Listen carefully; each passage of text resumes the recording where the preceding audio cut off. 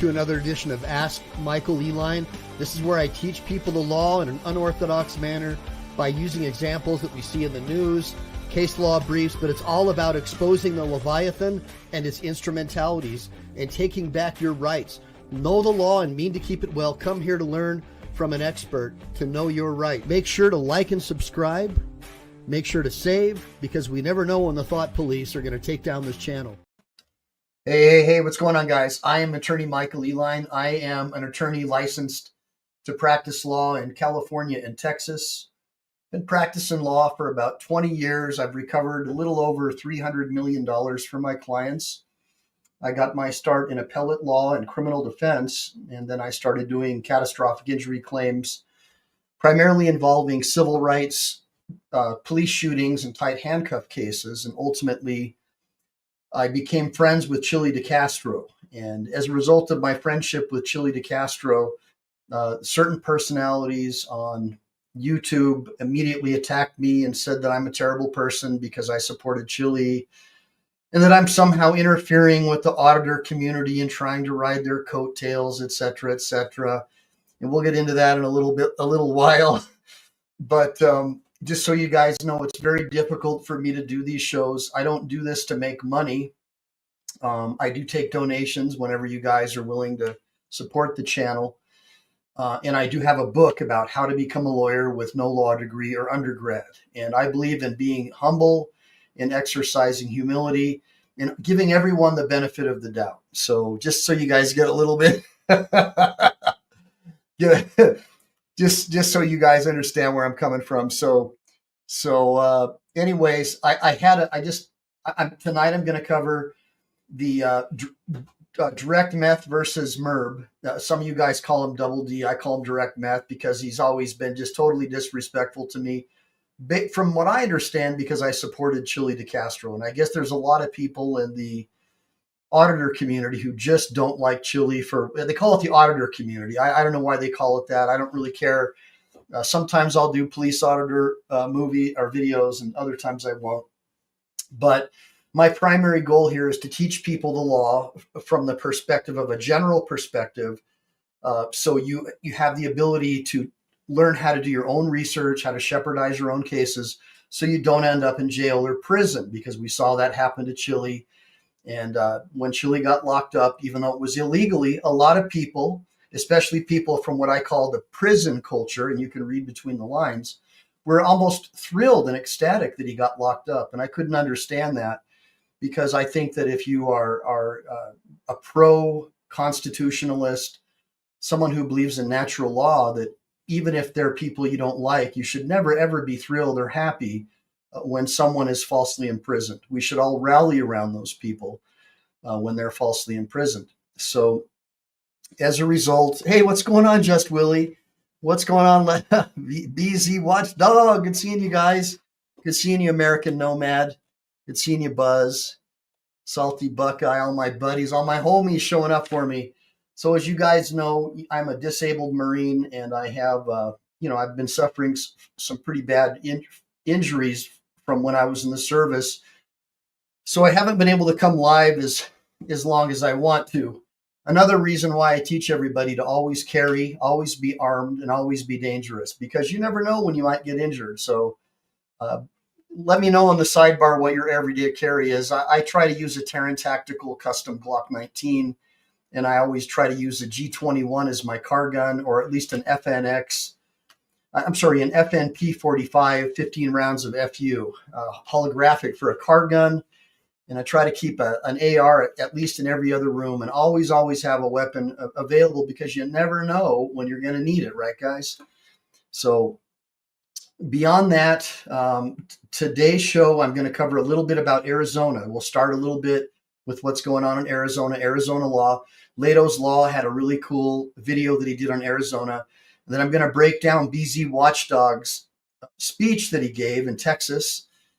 And I'm going to talk a little bit about prison culture, right? I'm going to talk about prison culture, how you're not supposed to snitch on people. Like, for example, if you had a problem with Lane Myers, for example, in Arizona, and you and Lane were having issues with each other, you wouldn't snitch on Lane and try to get him in trouble with law enforcement if you were claiming the prison culture as part of your moniker, right? You would never do that. That would go against prison culture, because if you got locked up, like say on a warrant, and fellow prisoners found out about that, that could be a problem for you, because you could be looked at as a snitch.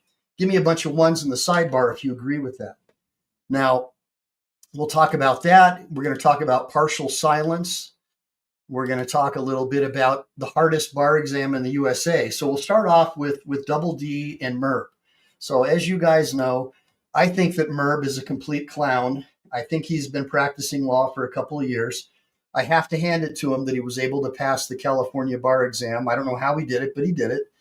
And as you guys know, I became a lawyer with no law degree or undergrad, and I slept on park benches and did whatever I had to do to make it happen so I could find lawyers to study under.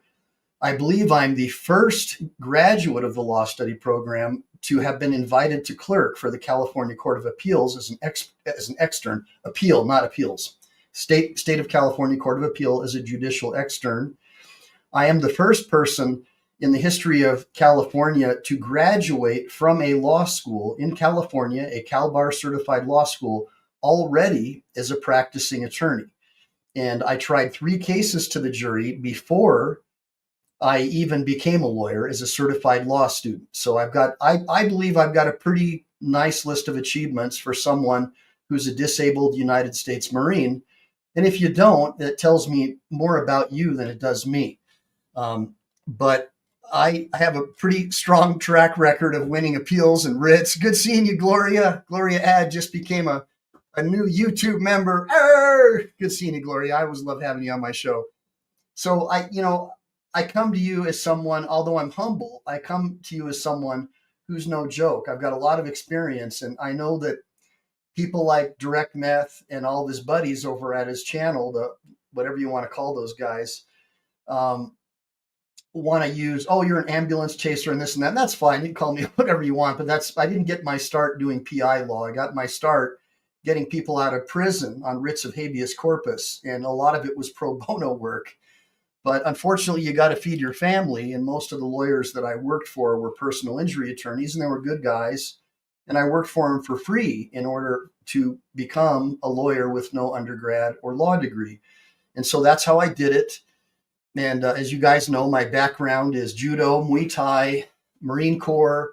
I have a warrior spirit, and I believe in standing up for what's right and not letting assholes do things that go against the ethos of honor. I believe in the samurai warrior culture.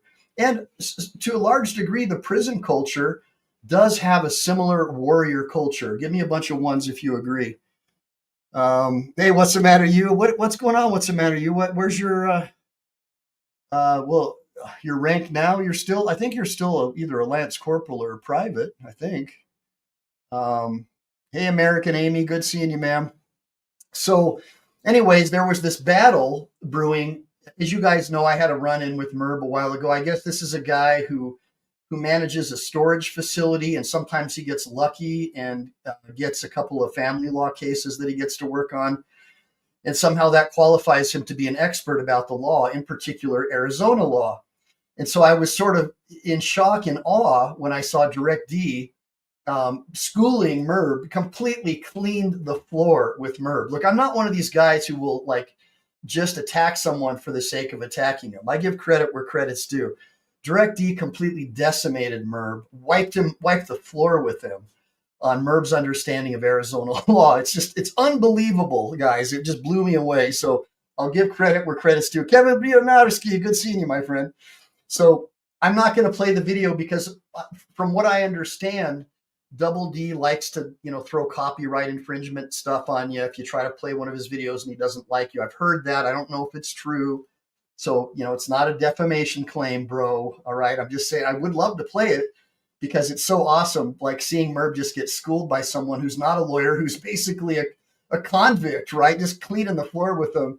And so I learned to respect prisoners and convicts a lot from doing pro bono work when I first started out in law. And having been falsely accused of a crime and beat up by a West Covina cop because I demanded a copy of his ID. And that's what started me on the journey of becoming a lawyer with no law degree or undergrad. So I was one of the original guys, me and my friends, who were doing the British West Indies license plates who were doing the I don't have to show you my ID thing. And back then we had the big video cameras, right? And we were filming them. And they didn't like that. And they would stomp on our cameras, beat the crap out of us, put the torture cuffs on us to the point where our hands would turn blue. And just recently, one of my friends had a warrant that was like over 30 years old. Can you believe that? That was stale, but they still kept on trying to go after him.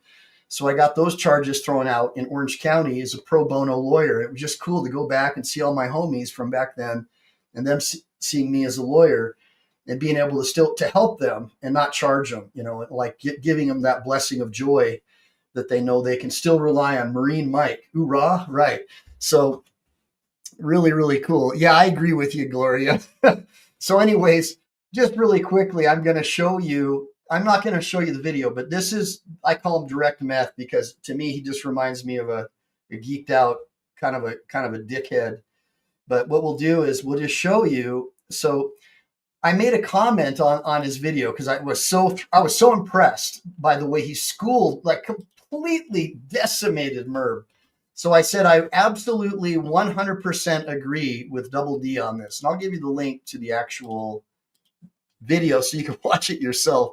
But if you want to see a California attorney get smoked by a former convict, this is the one, you guys, this is so freaking good. Even though I can't stand Direct D because he's judgmental and he's a prick and he judged me before he even knew anything about me, a prejudgmental asshole, I still got to give credit where credit's due.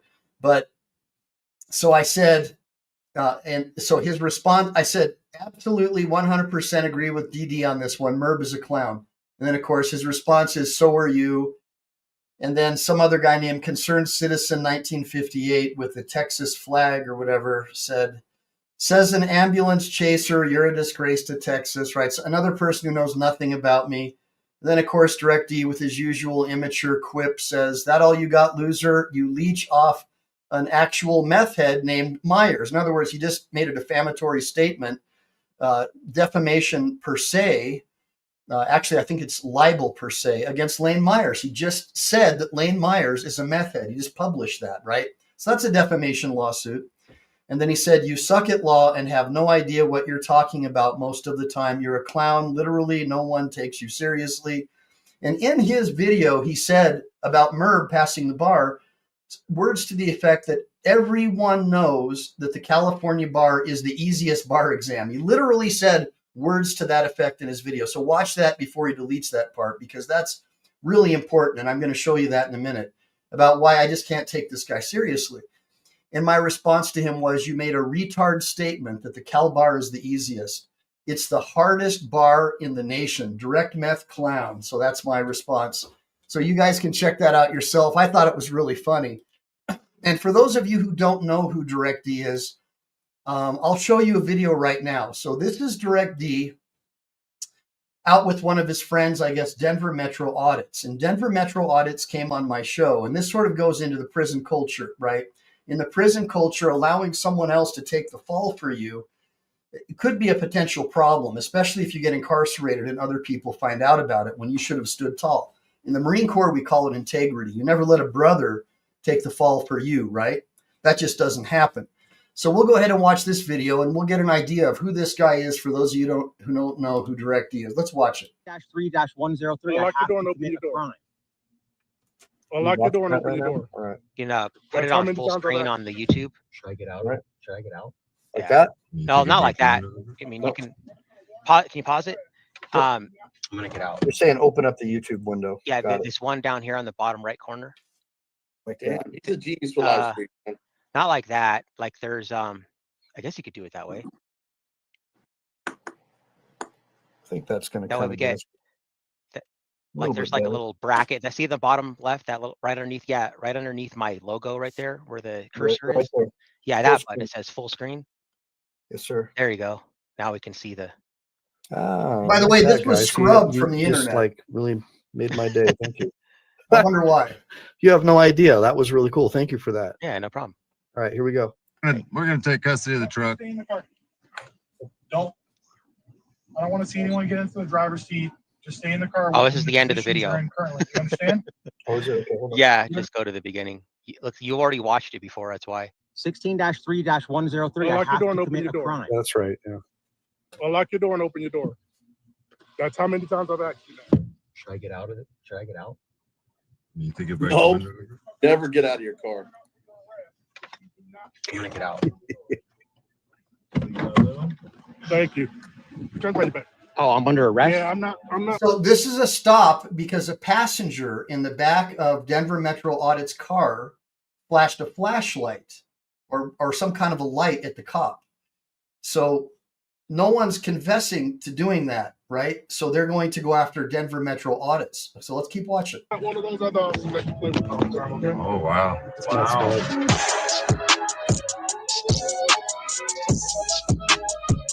You want to keep going? Oh, Yeah, I love yeah. the music, man. He put this music So- together, man. Okay, I'm going to go ahead. Okay, listen to this cool music, guys. Give a shout out to my MC.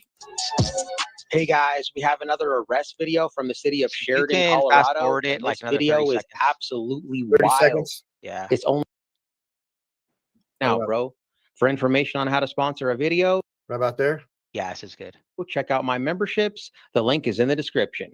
All right, guys, let's go. These guys got a way head start on us though. So we're out here doing, you can just let it play. I'll just Turn go. around. Yep. We're out here doing Well, they're on cop this watching. road right and here. Main road that comes out. Go out that way. Direct D kind of has this Right. thing. Direct D kind of has this thing. He started this actually where he flashes the flashlight at the cops. And Yeah. there's nothing illegal about that. We were actually doing this all night in Denver and they didn't do anything about it. So they're trying to say that that's obstruction because they were, Officer safety, man. Officer safety. yeah, but they didn't use officer safety this time. They used, wait.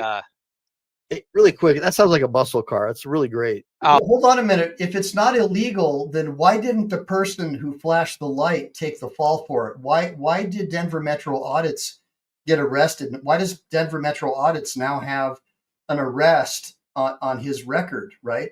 On his Klutz report. Let's keep watching. oh, Okay. thanks. Yeah, it's a Dodge Ram. I got the 5.7 Oh, Hemi, man. but I got a catback exhaust on there, so it sounds pretty tough. You Heck could have yeah. ran with that Hemi.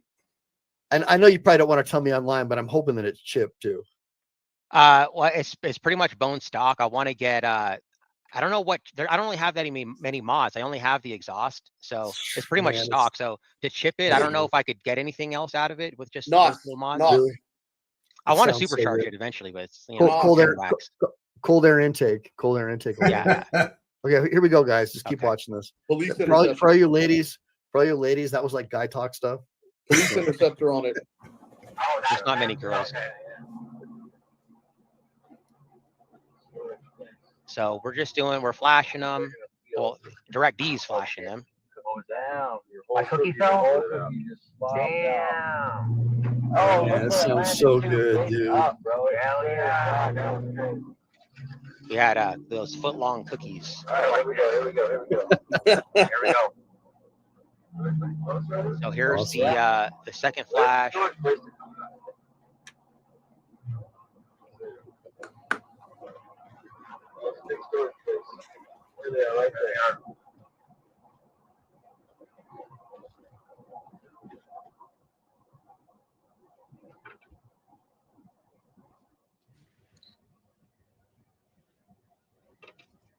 So tinted front windows. Here's where we pass Officer Jay McCants on Yeah. the shoulder, and Direct D does Sweet. the third and final flash. I believe this officer intentionally positioned himself in this spot right before the exit onto Federal because we had previously made this exit to loop back around. This puts him in a perfect position to get behind us and pull us over. Right there. Yep, right there. So the flash came from the passenger side, clearly. Yeah. He didn't care to do any investigation because he knows that, it wasn't me, but you could fast forward it like 30 seconds on this. Run. Step on that Hemi. How about here? Yeah. it's- Easy. Mr. Cool. About that much, you think? So we can hear? So of course I'm nervous because Heck I yeah. already know how Sheridan is, so Yeah. Sheridan's, they're pretty wild. There we go. Yeah.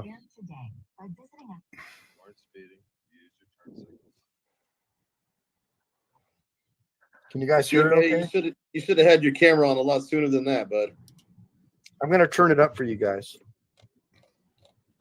Should have washed your windows.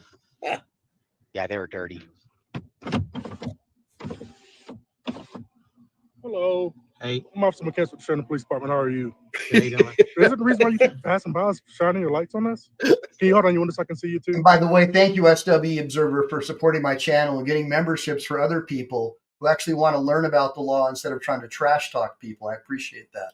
No, No, can you roll down your window so I can see you? no, I don't. I'm not gonna roll my window down. Okay, can you step out so I can see you? No, what are you pulling me over for? What did I commit a crime or traffic? Yes, violation? that's called obstruction, man. Obstruction. You have to. Where's the crime scene? Where's the crime scene? Yeah, with obstructing, you have to have a crime scene. Yeah, we're trying to do traffic investigations, and we can't do that if you keep shining the lights when we can't see the traffic I'm not coming shining because any you're shining the lights. bright light on us. You did it He's 3 times, stretching. actually. He is stretching. You did it Stop 3 times. explaining. So you got ID on you? ID for what? What's the law what's the law I broke? Obstruction. Obstruction. Yeah, you're hindering an investigation. So, I'm hindering an investigation. so really quick, I mean, right? I mean, this guy wants to pull you out of the car, basically, right about this Yeah. point, right? Yeah. Yeah. All right. I'm going to keep playing. Look at them eyes, man. They're evil. Yeah. Put it in the comments if you're a law enforcement officer and if you can see this guy's eyes. I mean, This guy. this guy looks like he's ready for war. So I'm just quick telling you, backstory. Quick backstory on this officer, Officer Yeah. McCants. We actually found out. Directy's going to put it all in his video. The reason why he left, he was actually, I believe, a detective for Aurora for like 30 years. And heard this. I was Yeah. wondering why he would leave that job to come be a regular officer in the city of Sheridan, which has about 6,000 people. And of course, Yeah.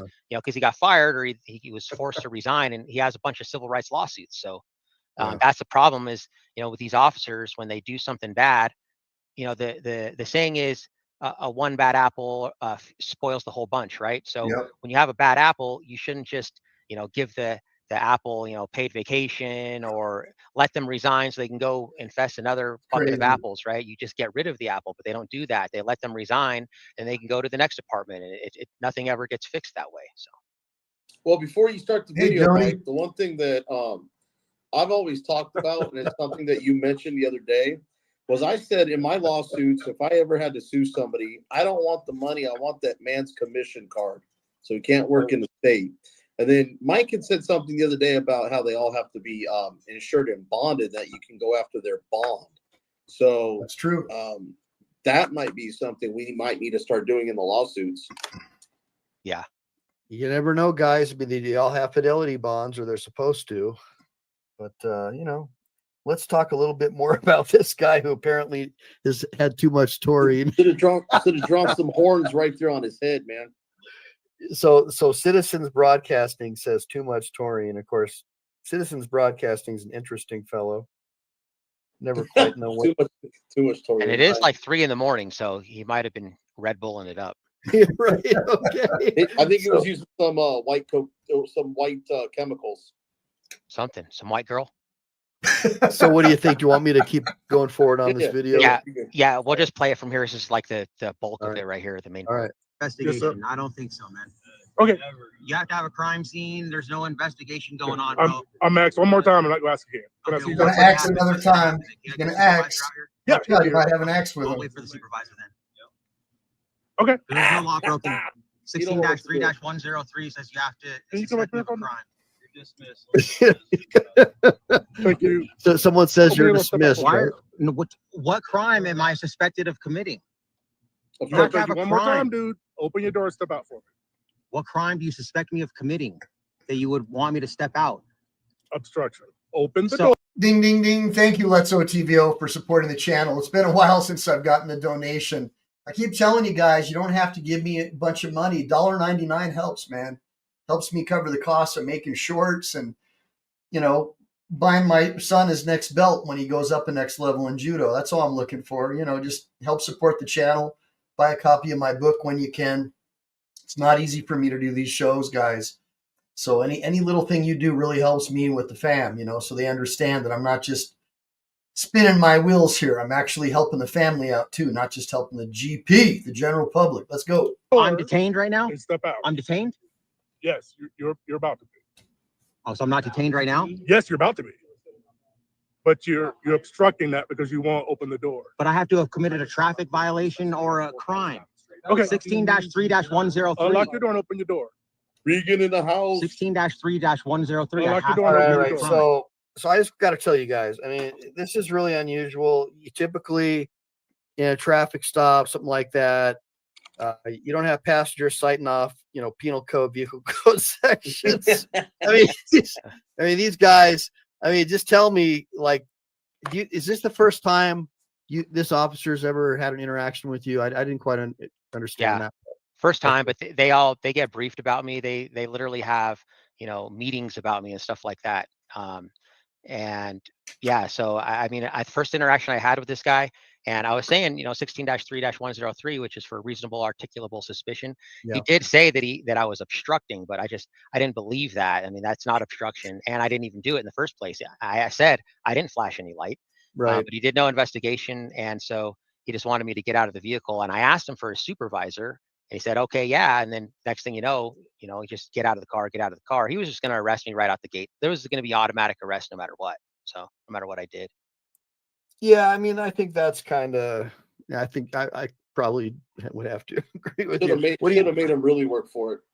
What do you think about that, BZ? You think that the cop wanted to reason with him? No, he didn't reason. He didn't want to reason with him. But you know what? I would have never stepped out of that car to begin with. He's using words. He's using legal words like about to be detained, not that you are detained. Yeah. Obstruction. What am I obstructing? There, he's hitting them with where's the crime scene? Well, you were obstructing. Well, I didn't shine the flashlight in your face. I don't even have a flashlight. Now, he shouldn't even be talking to him at all. This is, but we can talk about this another time. But he shouldn't even be engaging him at all. Anytime you engage a police officer, he's judging your furtive and non-furtive conduct, trying to find a way to justify an arrest. The primary job of law enforcement, unfortunately, in this country, on rare occasions where the Shire of the Reef knows his duty, is to arrest you, put you in torture cuffs, put you in his cruiser, like that maritime law term, cruiser, take you to the dungeon and take your money. That's their primary job. And you help them every time you interact with them. Doing all that, he doesn't have a legal basis to that. And that's when he said, ask for the supervisor. I would have just sat in my car and waited for the supervisor to roll my window up, and now I had another word with him. And I actually, hindsight 2020, I was thinking about that. I probably should have just stayed in the vehicle. You got to understand when we're out here doing this stuff, it's all instinctual, and it gets very nerve-wracking. And given the fact that it was Sheridan is probably the reason why I got out of the vehicle, just because of it was Sheridan. And he said, I'm going to get a warrant for your arrest. Now that I think about it, I doubt that a judge would have signed a warrant for that. That's correct. But who knows if they would have, busted out my window or what would have happened. No, they, And I'll tell you right now, they wouldn't have. I'll tell you right now, they would not have busted out your window. You asked for a supervisor, and for you to be verbally non-compliant with two other people in the car, it's going to put them at a escalated officer safety issue. Their job is to de-escalate, not escalate. So if they had busted out the window and done all that, your case would be bigger than what you probably have right now. If I don't know if Michael agrees to that. That's just from my perspective, because like you said, there was no crime. And just really quickly, so again, Letso TVO asked, is the oath of office required to be signed? Your take? Well, from my perspective, it is absolutely. And if it's not signed, I think you have a problem. However, depending on the jurisdiction, it could be implied, right? It could be implied. Oh my gosh. Thanks, BZ Watchdog. You guys, I appreciate it. Hold on. We got some kind of a super chat or something from BZ. He said, always ask for the stupid visor because that's one stupid, you know what? Well, again, guys, I guess if you're going to be arrested and you don't have any option, you're going to, my perspective is as soon as you're not free to leave, as soon as I'm not free to leave, I'm under arrest. I disagree with this hypothetical make-believe leviathanic thing that was created by the courts called detained. That to me, that is an abomination. And there's no reason why you have to go along with it. I'm under arrest. It's your objective belief, not what they say, that determines whether or not you're arrested. Remember what I just said. It's your objective belief, not what they say or think. It's what you believe and what you think that determines whether or not you are under arrest. Okay. So if you're under arrest and not free to leave, absolutely ask for the stupid visor. Absolutely. I agree with that. Let's get back into it, guys. There was no victim. Their supposed crime scene that they weren't investigating, because the only thing they were investigating was to see each other's ding dongs down the road, because they weren't doing anything else. And they got a little butthurt that you shined a flashlight in their face. Outside of that, I would have just, like I said, me personally, even though I'm scared of the cops just as well in that situation, being like that.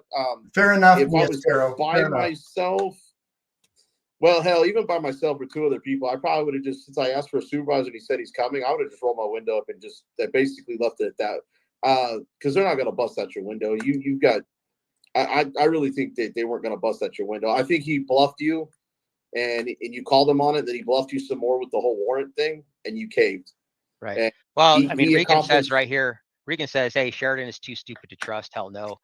You guys, I mean, Sheridan, after the video, I could tell you more stuff that Sheridan's just recently done. I mean, they're lawless beyond lawless. I mean, so you can't really trust them. Like I said, if it was any other department, I might have done that. But, you know, I already talked to my attorney about it. He entered his appearance in my case, and it's a pretty solid case that we have. So again, and I'm just watching the video. I don't have any history with Sheridan. So, you know, being that you do have history with Sheridan, you know, you've got a lot more intel and information that I have at my disposal. So, I mean, I'm just saying what I would have done, and it may not have been the right decision. It may not have been the wrong decision of what I would have done, but you know, I'm looking at the fact that you have two other people in the car. I don't think they would have been stupid enough to do that, but. Well, I'll tell you, when you're under the stress of, you know, those lights are flashing, and you're shaking, what you think you're going to do and what you really do is totally different. And that's right. You know, that's one thing. Look, I was never in combat as a Marine. And I think that's why we look up to the guys who were, because at least they've acquitted themselves. And that's you right. never really know if you're going to be able to acquit yourself until you've actually been there. And so at least you've acquitted yourself, and you did a lot of good things, a lot of things right. And in hindsight, you may have done things differently if you could have, if you would have had the experience before. But I think that all in all, it doesn't really look like you did a whole lot wrong. It looks like, correct me if he couldn't even articulate Pennsylvania versus Mims for him to step out. You didn't even have your trifold with you. Yeah.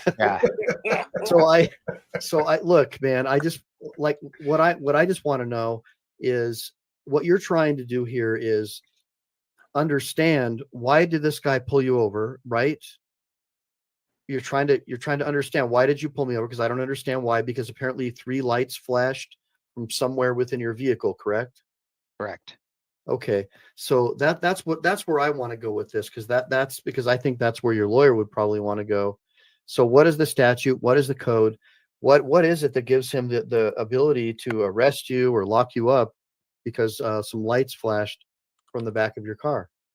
And how did that obstruct or impede an investigation?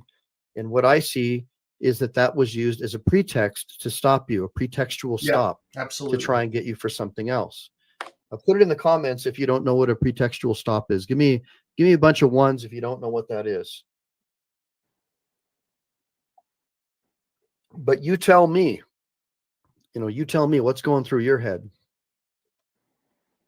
I was just based off of, the retaliation I've already experienced from Sheridan. I was just nervous. I thought, I'm going to get out of the car and we're going to talk about it, because, he said that he couldn't see me because of the window wasn't all the way down. So I was really shocked when he just immediately arrested me. So I really just thought, okay, I'm just going to get out of the car so we can talk. You know what I mean? That's what I thought. So did he put did he put you in restraints right away? Well, we'll just play it and you can see what happens right here. All right, let's make this happen, guys. Unlock your door and open your door. Oh, hell yeah, we got another one. Ding, ding, ding. Hold on. You guys always know that super chats go to the front of the line for questions and whatnot. So the oath of loyalty signature creates liability, yes or no? Well, I mean, that's kind of a gray area question. What creates liability is a police officer or anybody violating their duty to behave reasonably. And a police officer likely has a special duty beyond the general duty to behave reasonably because he is in a specially trained position and he has a lot of power. Now, the oath of loyalty, the oath of office, is just simply part of what makes him different. It allows you to be able to pursue his bond, his fidelity bond. So by him filing that fidelity bond, his oath of office, that is bonded for a reason. And that bond is in order to protect the public from violations of unalienable and sovereign rights that were retained by we the people. But I do appreciate the $1.99. Look, if everybody was just to donate $1.99 to my show, like sometimes I have over 1,000 people in my shows, that would be tremendous because it would help me start, creating merch and give me the opportunity to write more books, and stuff like that. And it also, it helps me teach my kids how to do a YouTube channel, how to become entrepreneurs. As you guys know, I am a natural law advocate. I homeschool. I believe in homeschooling, homesteading, growing your own food. I believe in getting your kids out of the absolute Marxist public school system and teaching your kids natural law and natural rights. And so anytime you guys support my channel, it helps me teach my kids about entrepreneurialism and how they too could become content creators. I mean, my son, he just got his green belt in judo. He takes Muay Thai. Who knows? Maybe someday he'll be a sensei, or maybe someday he'll teach Muay Thai. And having a YouTube channel could help him support his family at some point. So absolutely, it does help, guys. It helps me teach my kids there's more than one way to skin a cat. You don't have to go to some college and get brainwashed to hate your country and wave BLM and rainbow flags, right? You don't have to do that to your children, destroy their minds by having these weirdo school teachers who want to put tampon machines in the men's restroom. Now, the next one. Thank you, BZ Watchdog. $2 from BZ. He says, play stupid games, win stupid prizes. Absolutely. That's, as you guys know, BZ was also a U.S. Marine. And those are the typical things that they would say to us in boot camp. Oh, you want to play stupid games? Oh, what stupid prizes are you? Oh. So it's freaking outstanding there. And oh my God, I got another one. I'm loving these $1.99s, guys. Look, I know a lot of you guys, like content creators, oh, you just really want that $50, that $100. But when I see those $1.99s, thank you, Miss Shakur. Here's what I think. I think that you guys who are doing that probably don't even make that much money, right? Like sometimes I take my whole monthly amount and I'll give it to somebody else. I'll take, because I have it in my bank already. You know what I'm saying? I hope you guys understand. Like the other one I did, I gave, I think this is a public service, like $150 a couple weeks back for his amazing coverage of Lane Myers. And so when you guys help me, I help other people. And I'm hoping that you guys are learning something from the legal information and the breakdowns that I do. Because my goal here is to try and teach you guys how not to get arrested, how not to go to prison.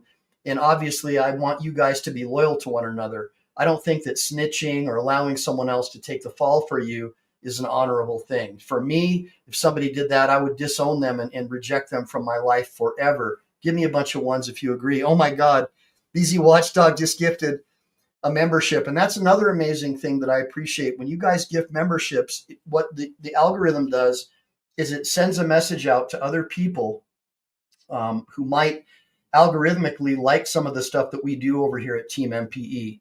So that's an amazing thing what you're doing. Buying those memberships for other people, buy a bulk, 5, 10, 20 of them. That gets other people to come over here.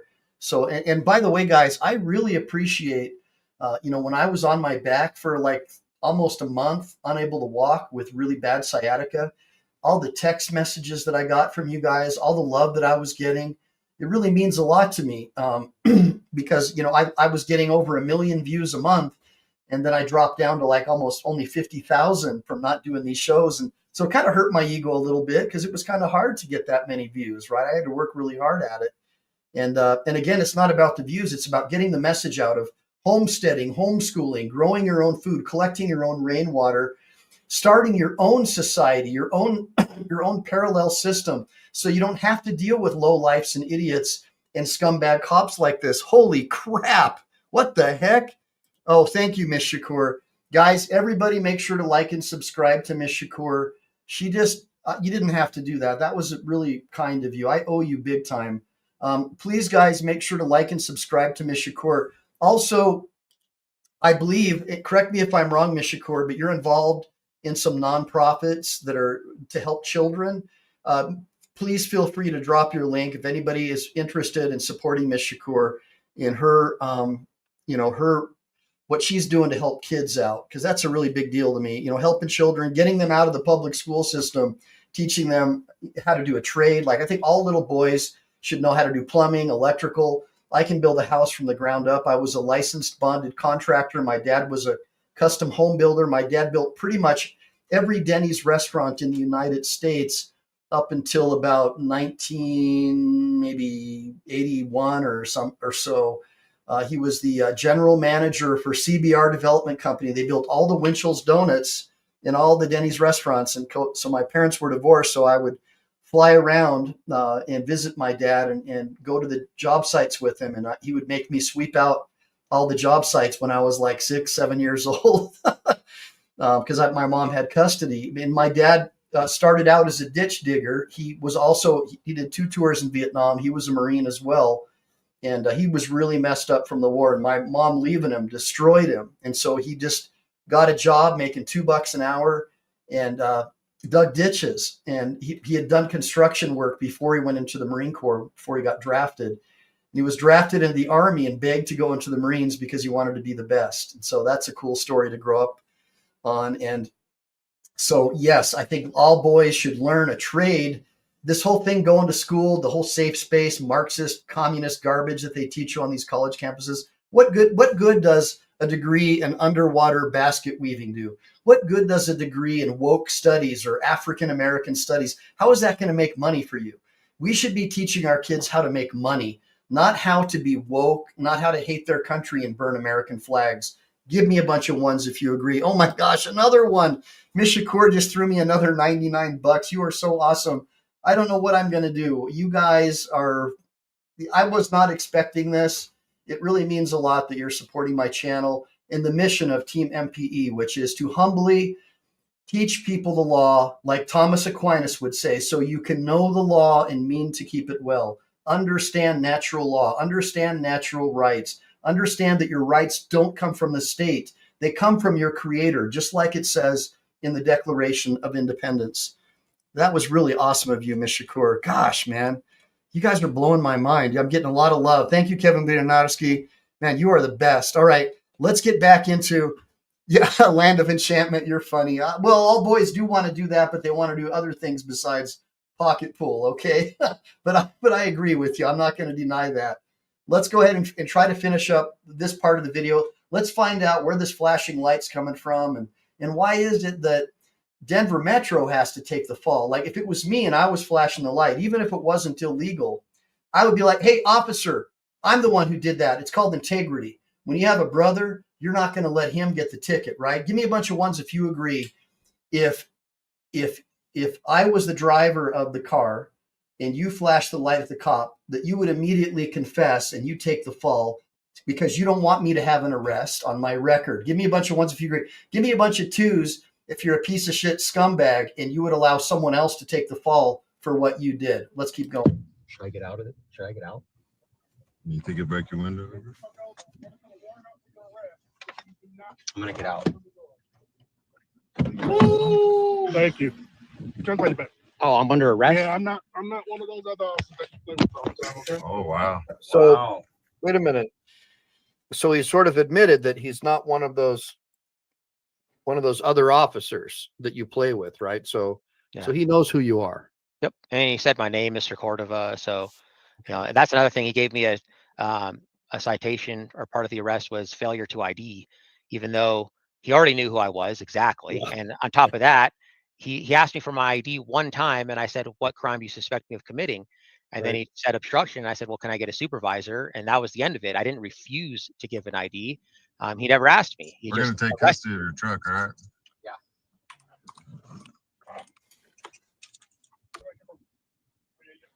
That's messed Yeah. up, man. Hop in the driver's seat. Guys, do me a favor, just stay in the car, okay? Yeah, we're gonna take custody of the Yep, just truck. stay in the car. I don't want to see anyone get into the driver's seat. Just stay in the car in the positions you're in currently. Do you understand? Do you understand? I need a verbal yes or no. I don't Do you answer understand? questions. I don't answer questions. Okay. I better not see you in the driver's seat. Why are we? What are you worried You about? better not beat your wife. You guys are really something.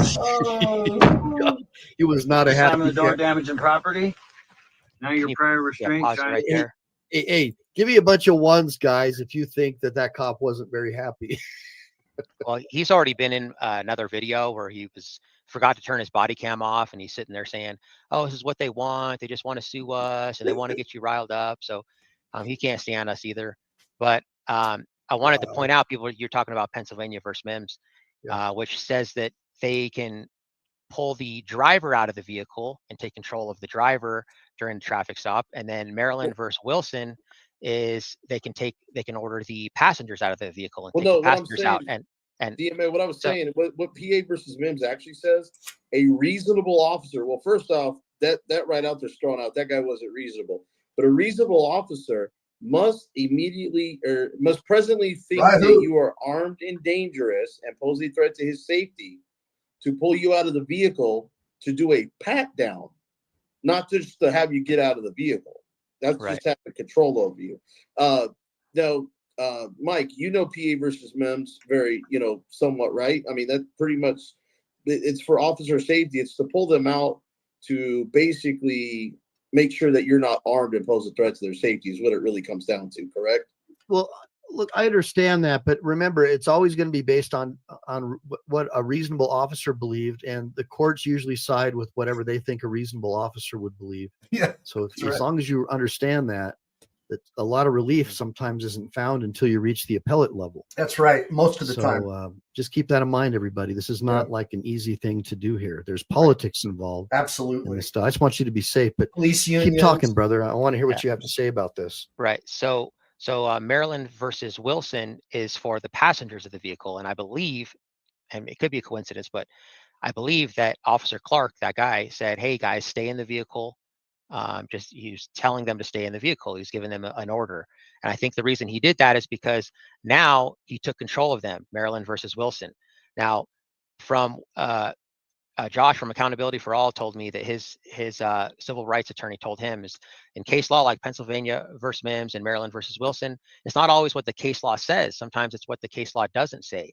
And so if he doesn't order them to stay in the vehicle and then they get out on their own accord, well, now they're just free Americans on a public sidewalk and they have no control over them and they can't order them back inside the vehicle. So that's why I think he did that, is just so that he can take control of them right then. Well, so also, I think what they can do is in this spot, can't they ask if they're detained or free to go? Right. Yeah. And then if they're detained, then what crime are they being detained for? Right. But that's what the Maryland versus Wilson is. If they're a passenger in the vehicle, they can take control of them by telling them, "Hey, you guys need to stay in the vehicle." But again, if he wouldn't have said that and they would have got out of the vehicle, then at that point you're free and you have to have reasonable articulable suspicion you can't just order somebody on the street to get into somebody's vehicle, Yeah, what you're essentially establishing is the officer is asserting control, and that if the passengers at that point now get out of the vehicle, they can be charged with resisting, obstructing, delaying. Really brilliant, and that's something that a really good, intelligent police academy or training officer would teach, because we know they have to raise revenue. That's part of the deal. And that's a great way to raise revenue, is those little nuances like that. So you can go to a resisting arrest charge if you just tell them you can't get out of the car, and what if they're deaf? What if they didn't hear the officer? There's so many variables there, but still on paper, it's resisting arrest. You're paying a lawyer, you're paying court fees, you're going. By the way, guys, I don't know if you can tell, but if you look at me, that's when I was benching 325 for 6 reps. And I was eating about 10,000 calories a day. My face was a lot leaner. So it just tells you, man, when you get an injury, it really takes its toll on your body. So give me a bunch of ones for the time when I was looking a lot better. On a court. doing lockup. The prison system's making a little bit of money. Everybody's getting money except for the families who are suffering. So really quick, I'm going to go ahead and keep playing this if you want me to, brother. Yeah. All right. Here we go. And in the light, shine him. No, You're a disgrace. walking on eggshells right now. So this one right I'm taking my here seatbelt right now, is so zoom up. CRS 13-21-128. A peace officer intentionally interferes with the person's lawful attempt to record an incident involving a peace officer. So that could be argued in court that by flashing his light and blinding them so they're unable to record this incident could be a violation of the law, but he's gonna say probably that, Yeah, it's I was just terrible. making sure that they didn't have any weapons or anything like that. Right. So the biggest thing, United States of America Inc. points out, he was in a bicycle accident. And he gained like 6 or 7 pounds. So here's the problem. It's not that your muscle turns to fat. That's an old wives' tale. The problem is we've grown accustomed to eating a certain amount of calories a day and having the discipline to cut your calories when you're not burning as many calories, you just balloon up. So I admit I put on a little bit, my face is kind of filled out, but I started walking again today, and hopefully I'll be able to take you on some more lawyer workouts pretty soon as my disc bulge starts to shrink. I got to renew my CC dub as well because I don't like walking around without a concealed carry. So I've been having to open carry when I'm walking around in Nevada, and some of these people from California don't get it, no sense of humor. So the cops will get called or whatever, and they'll want to clear my weapon. It's just a joke. But anyways, let's get back into it. Like that. But again, if he was really concerned about that, he probably would have pulled them out of the vehicle and patted them down, like you said, Mike. Correct. Yeah. Yeah. Officer So safety, right? It was literally just, he was just doing that just to be an ass. To be a direct D. All right, here I go. Or a Richard. So you can fast forward it a little bit. Like Tell do me like where, 30-second increments. Okay. Right about here. Doors are locked, right? Yep. Repairs. Just tell me whenever you want me to stop it. That's crazy. Yeah, go ahead. Another 30 seconds. Coward ass. Pieces of shit, man. Can't handle a little anything. So Jim was just asking him why they're locking him in the car. Why can't we get out? This is blowing my mind right Well, clearly you have a threatening sounding motor and it's causing pollution. So it's a problem. Yeah, for sure. So he tries to open my vehicle right there. Well, good thing the doors are locked. One in That'd his be a wallet. violation of the Fourth Amendment. To Yeah. take with them? You can just fast forward another 30 seconds. I'm just asking. Can I for hear my, that from them? Right about there. Legally parked, Yeah. bud. Yep. Bye. Bye-bye. Hold on. Nice. Huh? So you don't want to give me any insurance? I'm gonna have somebody We come can pick it leave up. it here, right? It's fine to be left here. Can Yeah, we pick it's up legally later? parked right now. Yes. Do you want to give me any insurance? I'm not. All right. That's If fine. you want my driver's license, I'm not giving you my information. If I can find his insurance, I'll show you his insurance. I'm not giving you my information, Okay, dude. so he'll be at the Arapahoe County Jail, okay? Okay, sure. Okay. Arapahoe County. Yeah, Arapahoe County Jail. Okay, guys. So Tyrant Officer Jay McCants is so full of it right now. It's not even funny. First of Wow. all, why would anyone have to show a valid driver's license to drive my truck away? Apparently, Tyrant McCants believes we stumbled into 1942 Germany and the Fourth Amendment doesn't exist. Hold on a minute. Wait. Sorry, BZ, McCants. what do you but think, you buddy? McCant BZ, what do you think, man? Do you think that that's what's going on here, man? Guys, do you think that it's 1942 Germany? What do you think? BZ, I want to hear you. I want to hear what BZ's got to say. Is this 1942 Germany? Uh-oh. I think it might be. Where are your papers, Mav? Where are they? Oh, you don't have any papers? I think it is. I think the Denver Metro really nailed it. Nailed the nail on the head. What do you guys think? I'm pretty sure he did. Let's go. do that, you oath-breaking traitor to the United States of America. The whole point of him grabbing my phone was so I could prove to him that I had car insurance. He's just playing games like Sheridan always does. And this isn't an isolated incident. Sheridan does stuff like this all the time. So when I was in the back of the cop car, he said, I'm just going to give you a ticket for no insurance. And I said, why would you do that? I have insurance. And he said, where is it? I said, it's on my phone. Can you grab my phone and my wallet? And why would he give me a ticket for no insurance in the first place when not one time did he even bother to ask me if I had insurance? Right. So he grabs my phone, takes me back to the police station, and then writes me a ticket for no insurance anyways. That's crazy. Apparently, this officer used to be a detective for 30 years at some other department. And I'm wondering why he would leave that position to come be a police officer in the small town of Sheridan with 6,000 people. Probably because he messed up big time. So I'm going to be digging into his jacket. But these small municipalities is where the police send all of their rejects, just like Chief of Police Jeffrey Martinez, who was a high-ranking officer in Denver for 30 years. And then he leaves that job to come be Chief of Police of good old Sheridan. And cross-reference it. So here we So go. let's just watch this little last Oh, part yes. here.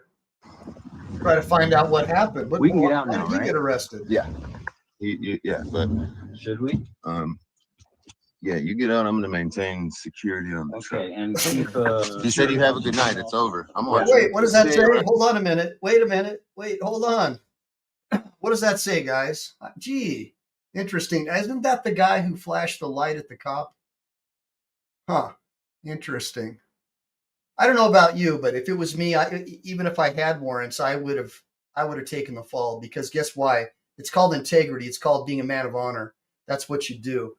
So anyways, let's find out what I did. A little bit of research. As you guys know, I have a lot of clients who I've gotten out of prison, a lot of guys from many different walks of life, from ABs to Black Gorilla Family, you name it. And so I have a cornucopia of information that I can share with you about what prison culture, because if you're going to claim prison culture, right? I have prison culture. I'm all about that life, right? If you're going to claim that culture, then you should live by it, right? Give me a bunch of ones if you guys agree. Give me a bunch of ones if you guys agree. So let's see. So this is what I learned, because I'm trying to be fair and balanced as I can. So taking responsibility for your own actions is often a point of pride in prison culture, and it's tied to a broader code of honor among inmates. This code emphasizes loyalty, toughness, and self-reliance, values that can trace back to the street ethics or gang rules. If you let someone else take the fall for your crime, it's generally seen as weak or cowardly. So let me say that again. If you let someone else take the fall for what you did wrong, it's generally considered to be weak or cowardly, not necessarily snitching, which would be like, let's say you had an altercation with Lane Myers, right? And so you went ahead and filed a police report against him. In the biker community, even calling 911, you're automatically out bad. Automatically, even if it's for an ambulance, you're out bad. Now, the prison culture, sometimes it's even worse. So let's get to that again. Letting someone else take the fall for your crime is generally seen as weak or cowardly, not necessarily snitching in the technical sense, but a betrayal of that prison ethos that you're claiming on a day-to-day basis to try to get likes and views and donations about what a tough ex-con you are, right, guys? Give me a bunch of ones if you're following me so far. So if it's intentional, right, setting someone up to take the blame, like framing them or manipulating evidence, that's a serious breach, okay? It's not just about avoiding punishment. It's viewed as a disloyalty to the group. Could you imagine, like, if somebody that got wind of this in prison, like let's say you got arrested on a warrant, right? And somebody in the prison saw this video, this breach of loyalty that you had to your friend, you would automatically be viewed by the group as someone who couldn't be trusted. If any of you guys have done time, like, I don't know, Brick or anybody, if you guys have done time, tell me how that goes. If you let someone else in the group take the fall for something you did wrong just by remaining silent, how would that go down, right? How would that go down? I'd like to know what you have to say. All right. Especially if you're claiming, oh, I'm an ex-con, I was a felon, I'm a prisoner, I'm tough, blah, blah, blah. And then you throw one of your brothers under the bus. How would that be viewed in prison? Now, in gang-heavy prisons, this could get you labeled as being a rat or worse, especially if the fall guy is a fellow member. Now, retribution might follow, like violence, ostracism, or loss of protection. Now, if it's unintentional, right, like someone gets accidentally blamed, right, accidentally blamed, through circumstance. Police misidentify someone or they confess to protect you, and you stay silent, it's less clear cut. So it's less clear cut. But obviously, Denver Metro Audit didn't confess. He didn't confess. He just didn't even get into who's at fault because he was saying it's not a crime at all. And that's fine. Whether it's a crime or not, you don't let if it's not a crime, then you certainly don't let the other guy take the fall. You certainly don't say, I'm not going to identify myself. I have to stand guard duty, or I got to protect this vehicle. Come on, give me a break. Some might see that as smart survival, right? That's what it looks like to me. Keeping your head down, while others might call it spineless if you don't step up. And that's obviously, if you have to choose between it being smart survival, letting Denver Metro take the fall, or if you want to call it spineless, give me a bunch of ones if you think what DirectD did was smart survival, or give me a bunch of twos if you think it was spineless to allow Denver Metro audits to take the fall for the arrest. What do you guys think? I want to see what you guys have to say in the sidebar, especially if the other person's taken a heavy hit, like you might get extra time in prison. You know, how would that go down for you? Let's say your guy's on short time, right? And then you allow this other dude to take the fall for you when it was your fault, and obviously you did it. How would that go if you were in prison? If you're someone who claims the moniker of being this tough convict, how tough you are, what a badass you are, don't you think you'd want to live that life? I don't know. I want to know what you guys have to say. Now, it also depends on who's taking the fall. Okay, and this is coming right from a guy I know who's did 20 years in, and I don't even want to tell you what he said about this video because I care about life. Okay, but listen, he said if it's a stranger, there would be less guilt or backlash. Prison culture often prioritizes self-preservation over strangers. But here, do you think that Denver Metro and him were strangers, or were they buddies? A friend or ally, letting them suffer in your place can tank your reputation. Loyalty to your crew is paramount, and failing them might mark you as untrustworthy. However, I guess if you have a lot of followers and people want to get likes and views, maybe they'll, or maybe they're just scared of you. So they'll just like delete your video off the internet because they're scared that something bad might happen to them. Obviously, that's not me. I'm not scared at all. Bring it on, motherfucker. All right. Now, a rival, if it's someone you're beefing with, letting them take the fall might be a strategic win, even admired, as long as it doesn't involve cooperating with authorities, right? So do you guys think that Denver Metro was a rival? I don't know. You guys tell me. Now, is it snitching? That's the broader category.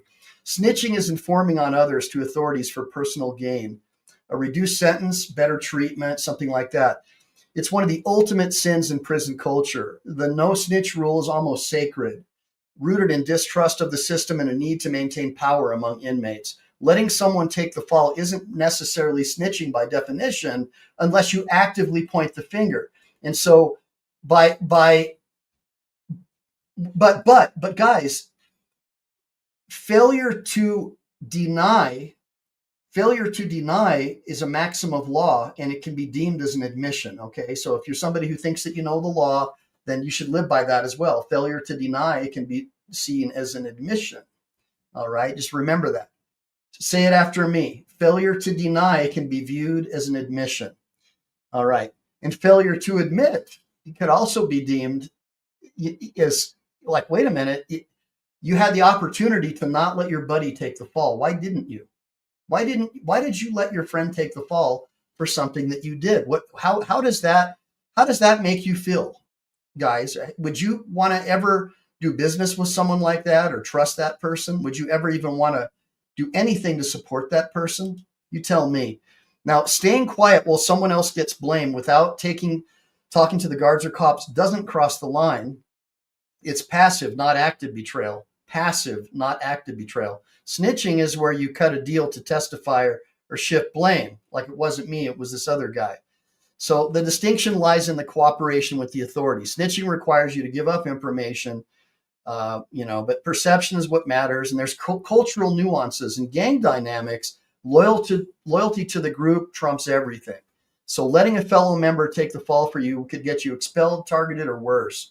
And reputation as a stand-up guy. I mean, after you guys saw this tonight, Do you really think that this guy's a stand-up guy? Would you ever want to have someone like that in your corner? Would you trust anything someone like that has to say, even as a valid source of legal information, knowing that they're not a stand-up guy, knowing that they won't take the fall for a brother, for a homie? Think about that. Somebody who claims the reputation of this tough prisoner, but acts like a snitch or just lets people take the fall for stuff they did. I want to know what you guys have to say about that. And then practicality. Some inmates might see it as a necessary evil and survival trumps honor, but they keep it quiet and brag about it. Bragging about it could invite trouble. Now, in the real world, like Prison Talk, and because I did some research on this, forums like Prison Talk, they suggest that owning your crime builds credibility. Letting someone else sink often marks you as unreliable.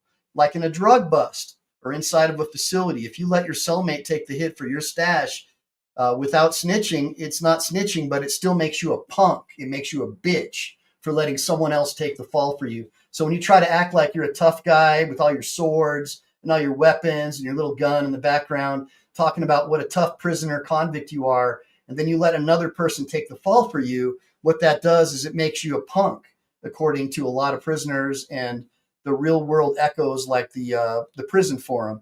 The bottom line, letting someone take the fall might not be snitching, but it still makes you a punk, according to the information that I have. Now, for example, now in another case, if let's say that Lane Myers was accused of doxing you. Now, you could handle it like a man and deal with Lane Myers directly. But if you go ahead and report him and you're claiming the prison life, right? What do you think that does when you get picked up on warrants and people in the prison or the jail find out that you got law enforcement involved to get Lane Myers punished more? How would that work out, guys? I want to know what you guys think in the sidebar. Okay, so let's just make sure. I got a bunch of comments here. Let's OTV, I'll put you up there. So all you guys who wanna, you can think whatever you want. So I just threw out the information. Now you get to make the decision. Is this guy a punk? Is this guy someone that you would want to have as a cellie? Or is this someone who you think should be in the witness protection program? You tell me. Now, the next issue that we're going to get into is really quickly, I want to cover, because I promised BZ Watchdog. And so I'm going to cover what happened the other day in his show, well, his live. So as you guys know, BZ Watchdog has been a victim of false arrest, and he is an auditor. And unfortunately, I can't really make this screen much bigger. I'll try. Give me 1 second. Let me try. Looks like that's about as big. The business address. About as big as I'm going to be able to get this thing. So, bottom line is, this is BZ Watchdog. He's speaking before something, and I can't remember what city it is, but it's obviously in Texas. So let's go ahead and see what BZ's got to say, and then let's talk about it. Because you guys have been disrespectful to everybody up here speaking, being on your cell phones. Here, we're going to go ahead. We're going to start from the beginning. So BZ's pissed because he sees all these council members looking at their phones, ignoring other speakers. So let's go ahead and play it from the beginning. Which is what I'm doing. My right to free speech and my right to press. These are not privileges. Hold on, guys. I gotta get this damn thing. Get everybody off their cell phones, because you guys have been disrespectful to everybody up here speaking, being on your cell phones. So I appreciate, I'm demanding the respect, like you demand the respect in this city council. I stand before you today as a citizen, exercising my fundamental rights. My right to assemble, my right to petition my government, which is what I'm doing right now. My right to free speech and my right to press. These are not privileges. These are rights that are enshrined in the United States Constitution and rights that are granted to many of us, including myself, who have served to protect. Yet in the past 6 months, I have faced repeated violations of these rights by the very individuals sworn to uphold them, the Fort Worth PD. Just yesterday, during a live stream at the Trinity Metro Station on Jones Street, Officers once again violated my rights by retaliating against me simply for exercising them. This is not an isolated incident, but part of a larger culture of abuse, intimidation, and retaliation that runs unchecked in the city. Fort Worth officers operate more like a goon squad than a professional police force. They're quick to escalate, eager to use force, and entirely unwilling to follow their own policies. If I were to engage in this same behavior as they do, I would be placed in handcuffs and prosecuted. But when officers do it, they face no consequences. This double standard cannot and will not continue. I am putting the council on notice. I am preparing to file 3 separate federal lawsuits against the city of Fort Worth and its officers for the First Amendment retaliation, Fourth Amendment violations, and 14th Amendment violations, along with my wrongful arrest, along with excessive force that was just dismissed last week.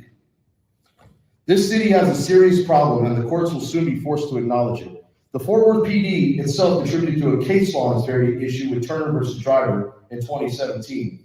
How much did that cost the taxpayers? That's right. So I ask, why does the city attorney, and city council continue to allow officers to disregard both policy and the law? Change is coming. Whether it comes voluntarily or through federal intervention is up to you.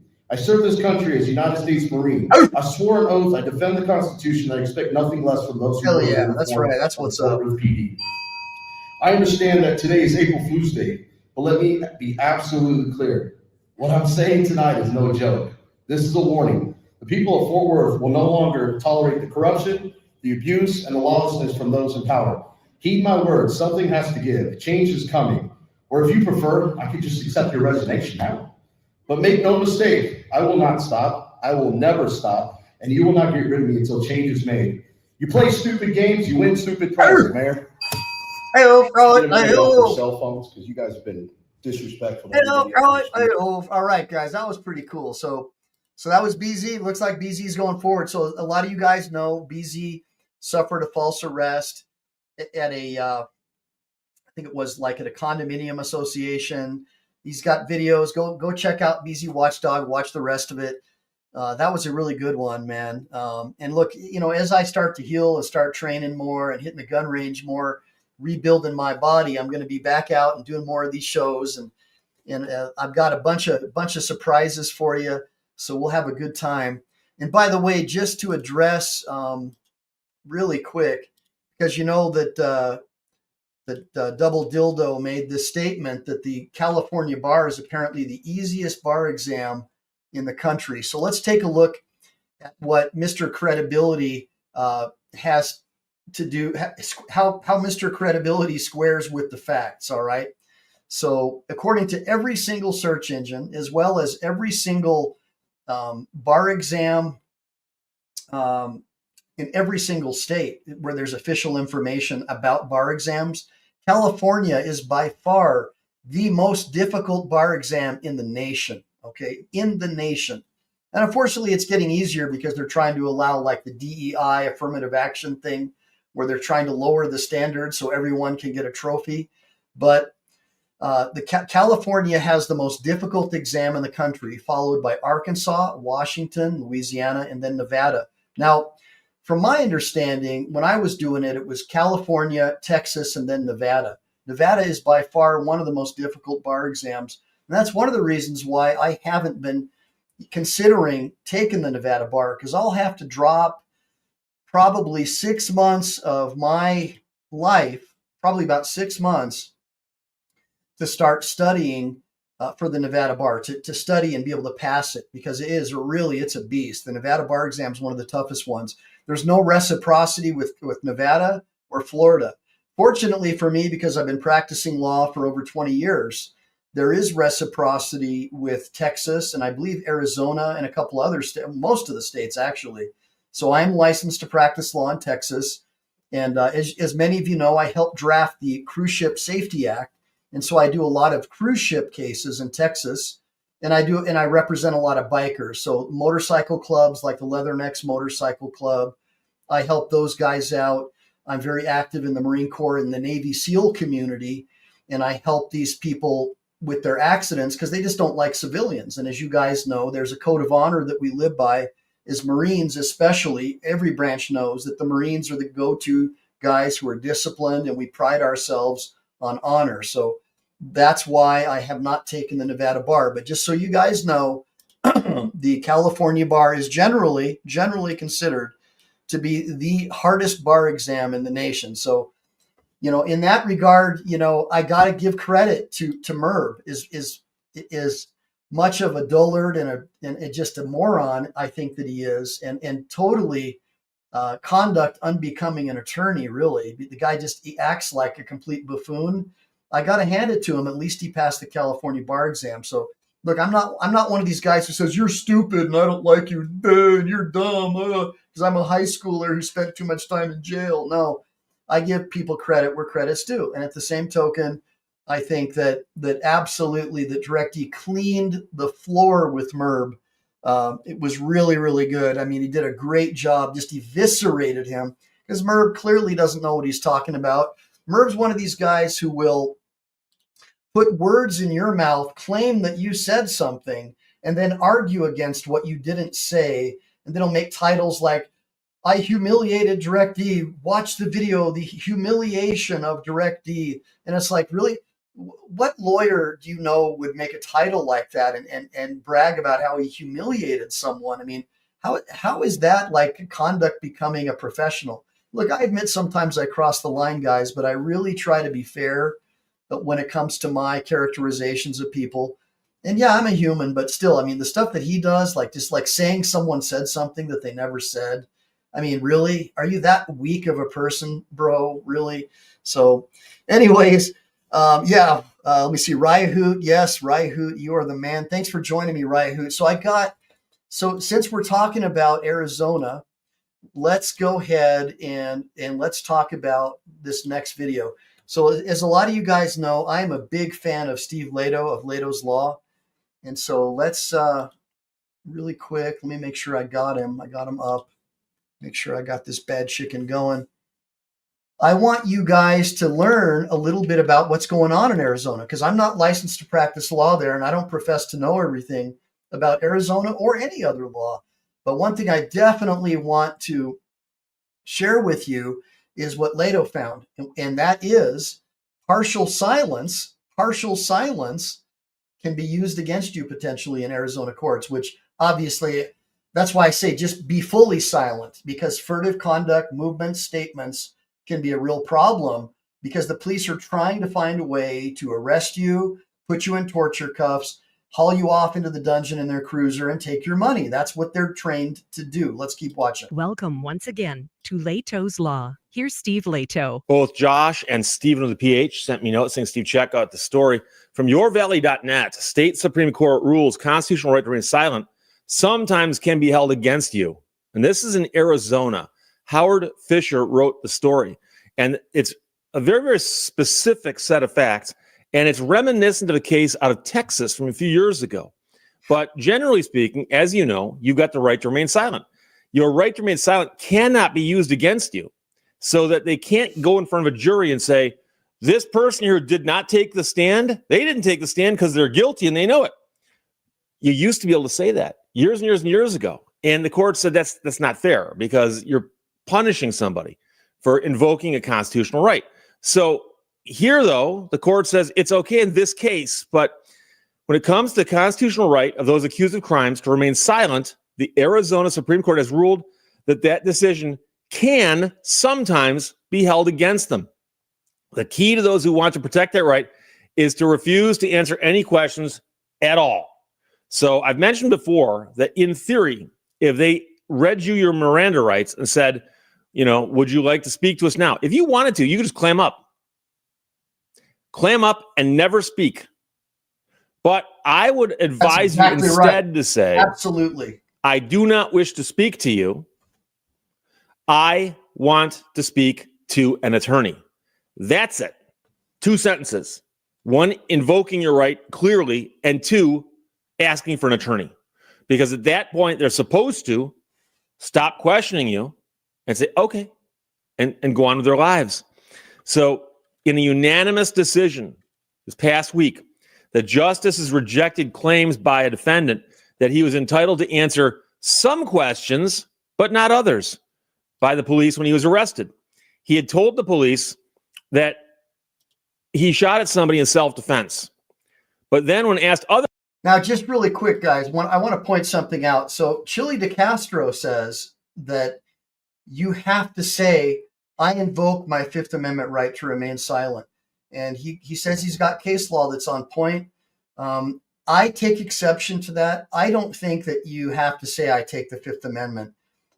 Silence is silence. If you are silent, you are invoking your right to remain silent. But look, I'm not here to look again. I've been wrong a million times. And I'm not going to sit here and say that he's wrong. But from my perspective, I'm not giving you legal advice, but from my perspective, remaining silent is extremely important. But I do have a workaround that I use for the rare occasion that I do, unfortunately, have to interact with law enforcement. And it's simply this. I absolutely want to help you in your investigation, officer. I just need to talk to my lawyer first. Absolutely, I'm willing to help you, but I need to speak to my lawyer. So I'm invoking my sixth. And right away, all questioning has to stop. So the burden then shifts to the officer. If he recognizes that he has to stop interrogating me, then everything ends, right? And if he doesn't recognize it, then I can do a 1538.5 motion to suppress anything that he gets after that if he continues questioning me. Give me a bunch of ones if you guys like the way that I do it. Hey, Rami, by the way, Rami, man, look, I apologize. I didn't call you. I promised I would, and I blew it. I'm going to do 20 push-ups as soon as we're done with the show. But we definitely need to chat, man. I want to catch up with you because I'm starting to feel a lot better today, at least. And I want to get into that municipal corporation program where we talk about how the municipalities are established and stuff like that. But let's get into the Lados law deal and continue listening to what Steve's got to say, because I think Steve's right, man. And I think that the court probably got it right, too. If you're partially silent, if you give a little bit, if you give an inch, law enforcement's going to take a mile. That's the way I look at it. So let's keep on watching. Here we go. Other questions, wouldn't answer them. And more to the point, the justice writing the opinion said there was nothing wrong with prosecutors not only questioning him on the stand about his decision to not answer some questions, but then pointing out the fact to the jurors who eventually convicted him. Now, some people are going to notice that's mistake number 2. Why is he on the stand? Because once you get on the stand and testify, I think to cross-examine you about all kinds of stuff. That's right. So I'm curious to know what would have happened if he hadn't taken the stand. Would they have then tried to bring this in through a witness, like a police officer said, well, he said, I don't want to answer that. And again, you can see there's a distinguishing thing here. This has to do with getting on the stand. So once you're under cross-examination on the stand, when you admit some things but don't admit other things, that's sort of give me a bunch of ones if you understand that how you distinguish the two fact patterns. But still, if I'm arguing case law and I'm the prosecutor, I'm going to use this case, even if it's a traffic stop. I'll distinguish it, but I'll also show where it's similar. And unfortunately, that's how you do it, right? If you don't have a case that's on point, then you argue the similarities and you distinguish your case from the other case. And you obviously want to shepherdize your case, even get it all the way down to the pocket parts and find out everything you can to make sure that the case is actually valid, right? And you obviously don't want to argue DPUBs, which is a bone of contention I've had with Merb, because he apparently thinks that it's okay to argue DPUBs, but I've actually gotten attorneys sanctioned for arguing DPUBs. It's a rare occasion that a judge will even allow you to use a DPUB as even persuasive authority. It's so rare, and you really have to point it out. This is a DPUB. I'm not citing it for anything other than to show yada, yada, yada, that it was in this judicial district, this jurisdiction, that similarities, and I couldn't find any other cases on point. But you have to make it clear to the court that you're not arguing it as mandatory authority. And I just don't argue DPUBs. What I do is I just argue all the cases that the DPUB cites that are valid cases. And that's only because I actually have experience as a lawyer, and I wasn't somebody who manages a storage facility and pretends like I know what I'm talking about it while I'm sitting in my car acting like a complete moron. Give me a bunch of ones if you agree that my philosophy and approach is a better approach. Now let's get back into Steve Latos. That question, but I will answer this question. And that would be a potentially different thing, I think. So the judge acknowledged in Friday's ruling that the Fifth Amendment protects the rights of individuals to refuse to talk to police, which is enshrined in a 1966 case, Miranda, and that's a U.S. Supreme Court case that says suspects must be informed of their rights, including that to remain silent and their right to an attorney before questioning them in custody. Precedent also says a decision to invoke that right cannot be used against them at trial. In this case, according to the court, the defendant was selective in his silence, and that, he said, entitled prosecutors to ask him in front of the jury about the questions he refused to answer. This most recent ruling is significant, and not only because of the precedent it sets for future police questioning and trial tactics can be used by prosecutors, it comes more than a year after the State Court of Appeals reached a contrary ruling on this case. There, the judges voided the conviction, saying that the defendant had repeatedly told the detective he did not want to talk, and that the detective, in a response to him, affirmed that that was his right. So the question I have is, and it's not answered clearly in this column here, is that the man said, I don't want to talk to you. Somewhere along the line, he apparently said, fine, I'll talk to you. Did they ask him, or did he volunteer that? Because if you say, I don't want to speak to you, I'm done. They're supposed to stop questioning you. They're not supposed to go, are you sure? Change your mind yet? Hey, remember yesterday you said you don't want to talk to us? How about today? Okay. How about this afternoon? How about tomorrow? You're supposed to stop questioning them. Everybody, give me a bunch of ones for Mr. Gold.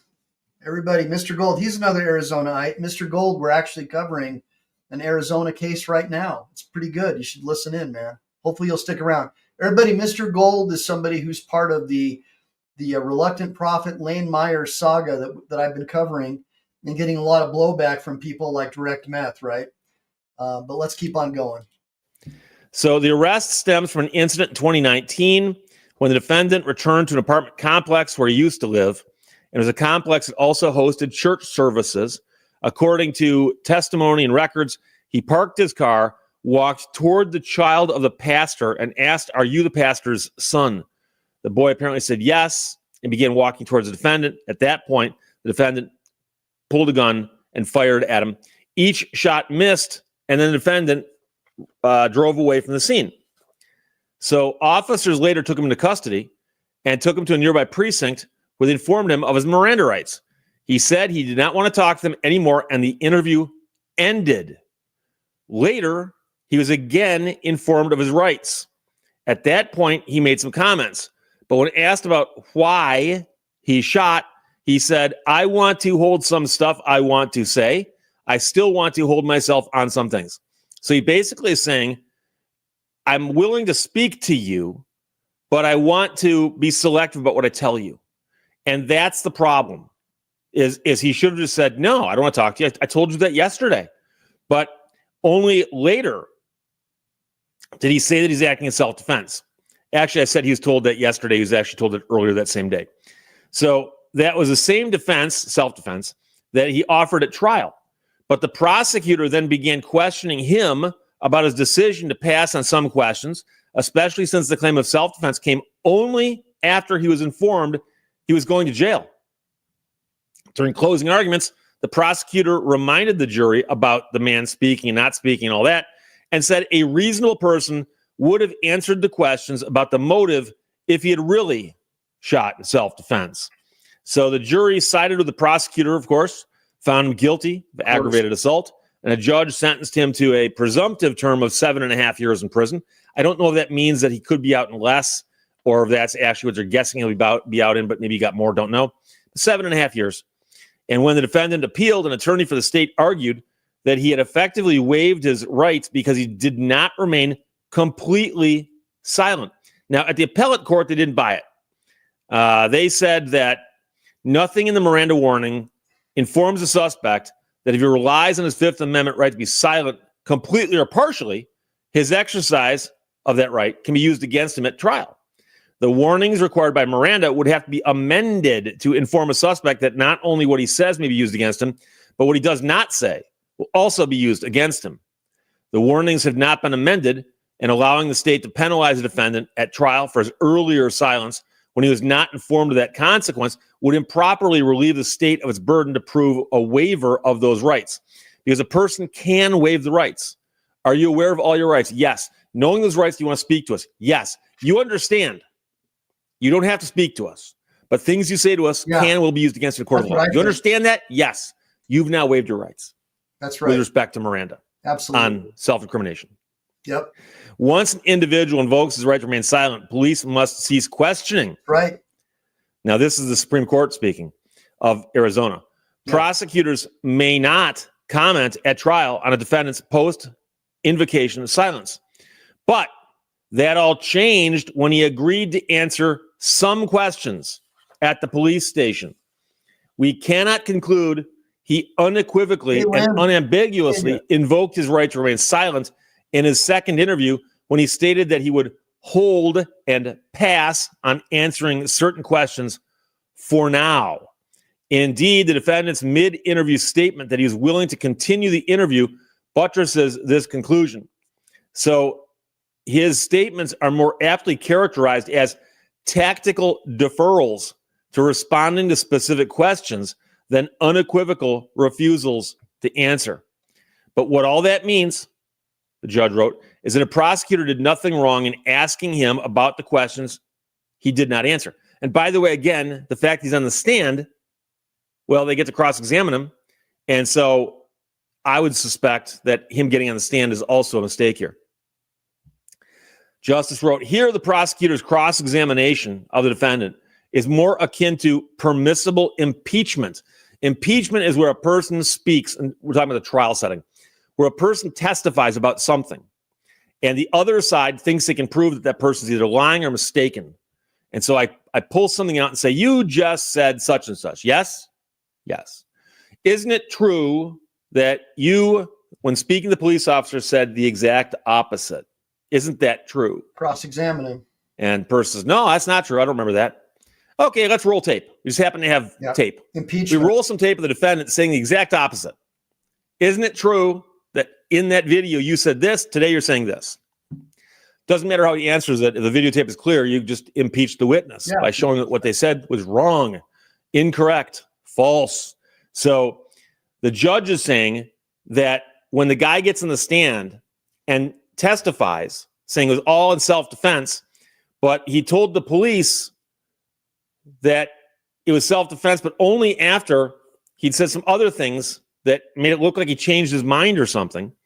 Here, the prosecutor's cross-examination is more akin to permissible impeachment, where a witness is being asked about any prior inconsistent statement in an effort to convince jurors that the testimony is not credible. That's right. Prior inconsistent statements are something you hear about quite a bit in law school and evidence and criminal procedure, because it is quite often the case that a person says something to somebody, and then when they're on trial, they say something else. You made a prior inconsistent statement, and the jury gets to hear that, especially if it goes to your credibility or the truth of what it is you're testifying to. At that, the judge wrote, is different than asking defendants why they refuse to answer any questions at all, which is clearly prohibited.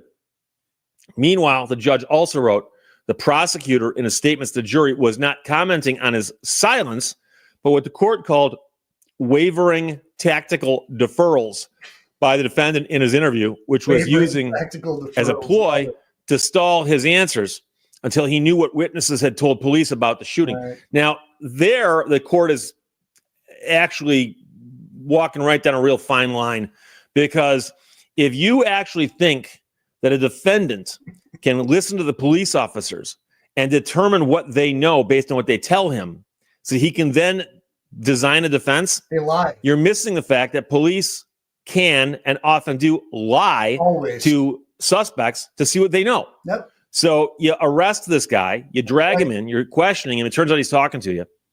And he goes, didn't do it. Didn't do it. And you go, well, were you there? No, was not even there. Okay, well, here's the problem. And this is where the detective takes off his glasses and puts the papers on the desk. Here's the problem. We got two witnesses who place you there. They both know you by name. They described your clothing. They described you. They know who you are. And they both placed you there. They both placed you there at 9:15, which is when the crime occurred. 2 witnesses placed you there. Now you're telling me you weren't there, so you're lying to me. How about this? Let's start with the truth. You were there, weren't you? Now, when the guy breaks down, he goes, yeah, I was there. I'm sorry. I did it. By the way, who were the 2 witnesses? Oh, I just made that up. Just made that up. There weren't 2 witnesses. Of course there weren't 2 witnesses. That's right. Steve, why did you say 1? 2 sounds better. Police routinely make up stuff and tell people crazy things, right, including, we arrested you and your buddy, right? Okay. And he's down in the other room right now talking to my partner. And when I went out to get us coffee, I talked to him, stuck my head there, said, how's it going? He goes, he's explaining to me everything. This guy's singing like a bird. And so he told us how the entire thing went down. And he's given us diagrams and explained how you guys planned this. I'm talking about a different crime now.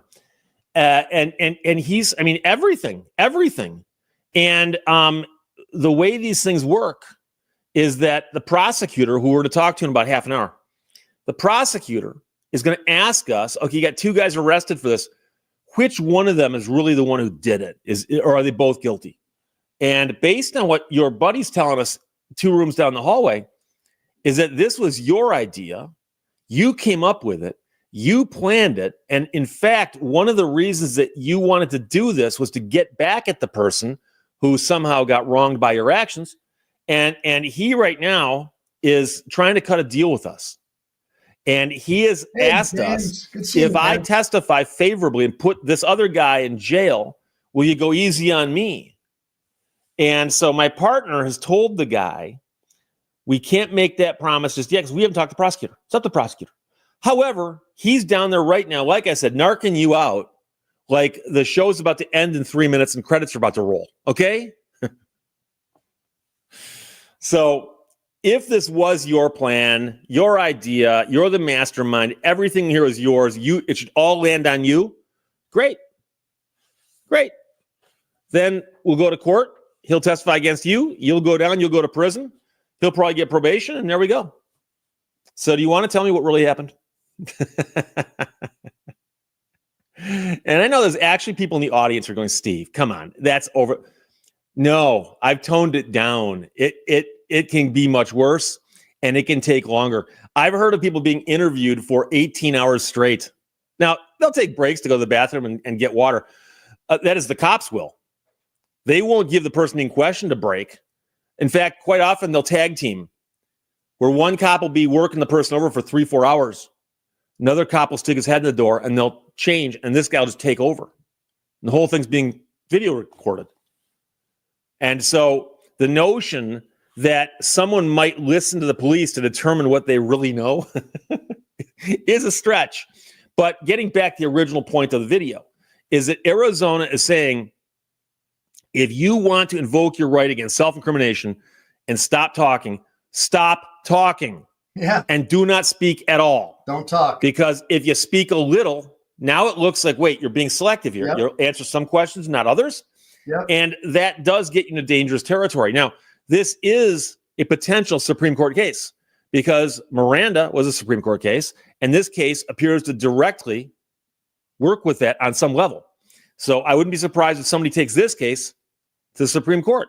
But I'm reminded of the case out of Texas. It's been a long time since I read it. But a guy in that case had said, I'm willing to tell you what I know, and just started singing like a bird.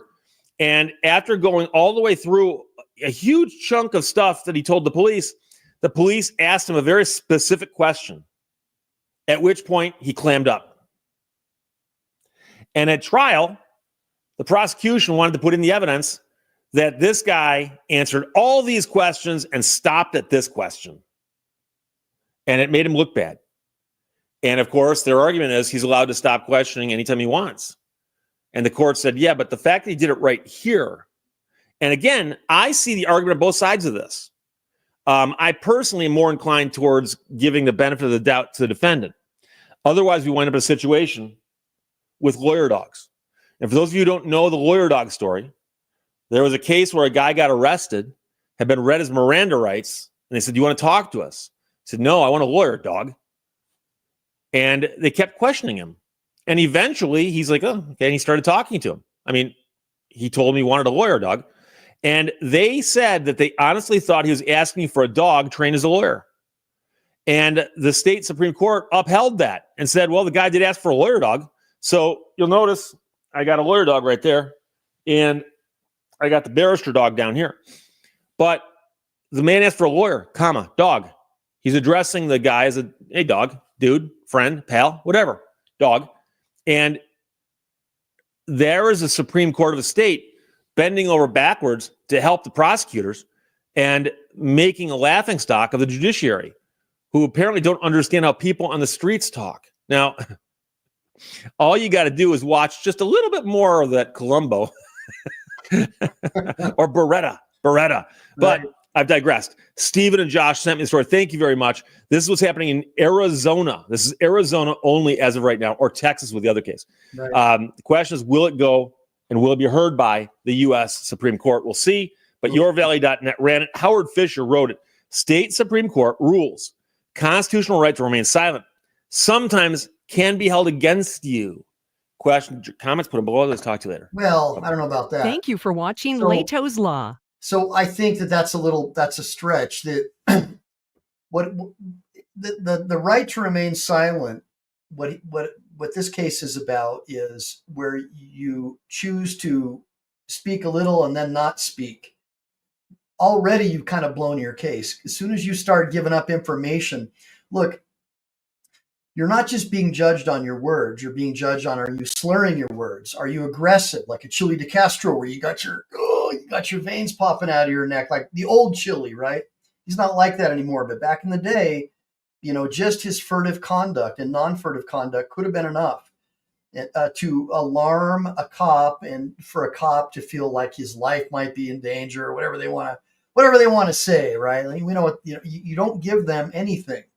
And so if you're totally silent and that's it, it cannot be used against you. But if you give a little bit, you're talking, man. You put that piece of paper up against your window, that could be enough. That's speech. You're still talking. Just because it's words, you're still talking. You're still giving up information. You're still giving them the ability to continue their investigation. So keep that in mind, guys. Now, so the next thing I'm going to do, you guys want me to keep going? Because I do have my favorite. As you guys know, I love covering the Mr. 5 ID refusal. I always have some good stuff with him. Are you guys interested in me going a little bit longer and doing some Mr. 5? Give me a bunch of ones if you want me to keep going. Give me a bunch of twos if you think that it's time for me to stop. Because I'm down to do a little bit longer. I just got to make a quick head call. Make a head call, sir. Arr! So just let me know. Okay. By the way, everybody, I want to just say hi to my audience. Mr. DLRU. Okay, Sin City, we'll do more. Thanks for joining me, Sin City. Rami, thanks for joining me again, brother. Jody Shiloh. I love having all my loyal members here, man. I got people from all over the world. Sweden, Norway, Denmark, Texas, the great state of Texas where I practice law. Beyond the Watcher, United States of America, Inc. I thought you left, man. I'm glad to see you're back. Lynn Davidson, I am so sorry to hear that you're hurting. And by the way, guys, I appreciate all the donations. Those even if it's $1.99, it really means a lot to me that you're supporting my channel. And the other way that you can support my channel, before I make a head call, is if the best way to support my channel is to pick up a copy of My Journey to Becoming a Practicing Lawyer with No Law Degree or Undergrad. I take you on my journey of how I did it. I talk about the other states that offer similar programs, like Alaska, for example. And I give you the rundown of how I did it when I did it on the California State Bar Law Office Study Program. I talk about the college level, the equivalency program, and all that other stuff that you need to know. talk about how I found lawyers to study law under, the whole 9 yards. And the way you can find this book is to go to my YouTube description and click the drop down menu, and there is a PayPal link. I think it's $19.99. And even if you don't want the book, it's a great way to support my channel. And it's a digital version of this book.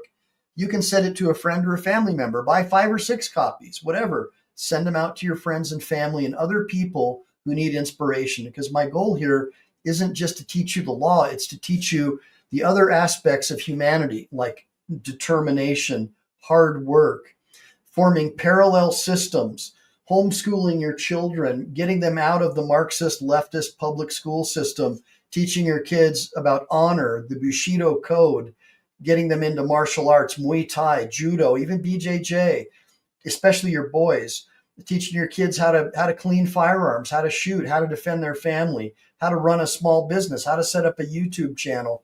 Those are the types of things I want to impress upon you, is that if I could do it, if I could become a lawyer, if I could own several small businesses and be where I am today at the success level that I am, there's no excuse for any of you. You can do it too. And so that my book hopefully will inspire you to do that. So yeah, I definitely think it's been an amazing journey.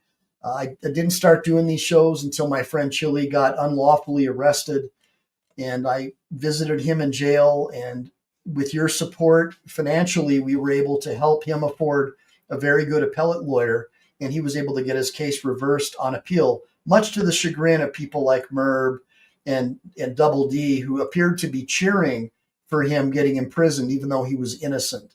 And so I just want you guys to know that if those two fellows were falsely imprisoned, I would be the first person to come to their defense. Even though I don't like them as people because I think that they're lowlifes, I would still support them the same way that I supported Chili, the same way that I'm trying to support Lane Myers now, because I think that as soon as we start picking winners or losers over how the law should be applied to people, that is the end of the republic. Give me a bunch of ones if you guys agree. Now let's get into the next video, and I'm going to make a quick head call while we do a little bit of Mr. 5 ID refusal. Let's get into it right now. Hopefully hopefully it'll start for me. A peaceful morning in Tom Green County, Texas All was right, head call suddenly time. shattered. A driver, the owner of the Flat Earth Channel, was pulled over for nothing more than having mud flaps that were supposedly too short. A minor issue hardly worth a second thought. But within moments, things spiraled out of control. The tyrannical officer from the Tom Green County Sheriff's Office immediately drew his gun, tore open the car door, and stripped Flat Earth of his privacy without a search warrant.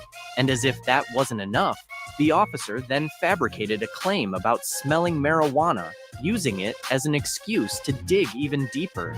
Was this a lawful traffic stop, or just blatant abuse of power? If you were in this situation, would you stay silent and comply, or stand up for your rights? Leave a number 5 in the comments if you believe this officer should be fired. What are you doing? Start the vehicle. Okay. Start the vehicle. Okay. Okay. Why are you rolling, man? I lit you way back. What do you mean, why am I rolling? I didn't see you till I was right here on this street. And I kept going because there's no place to pull over. I pulled over whenever it got open. I lit you way back there. Where? Where at?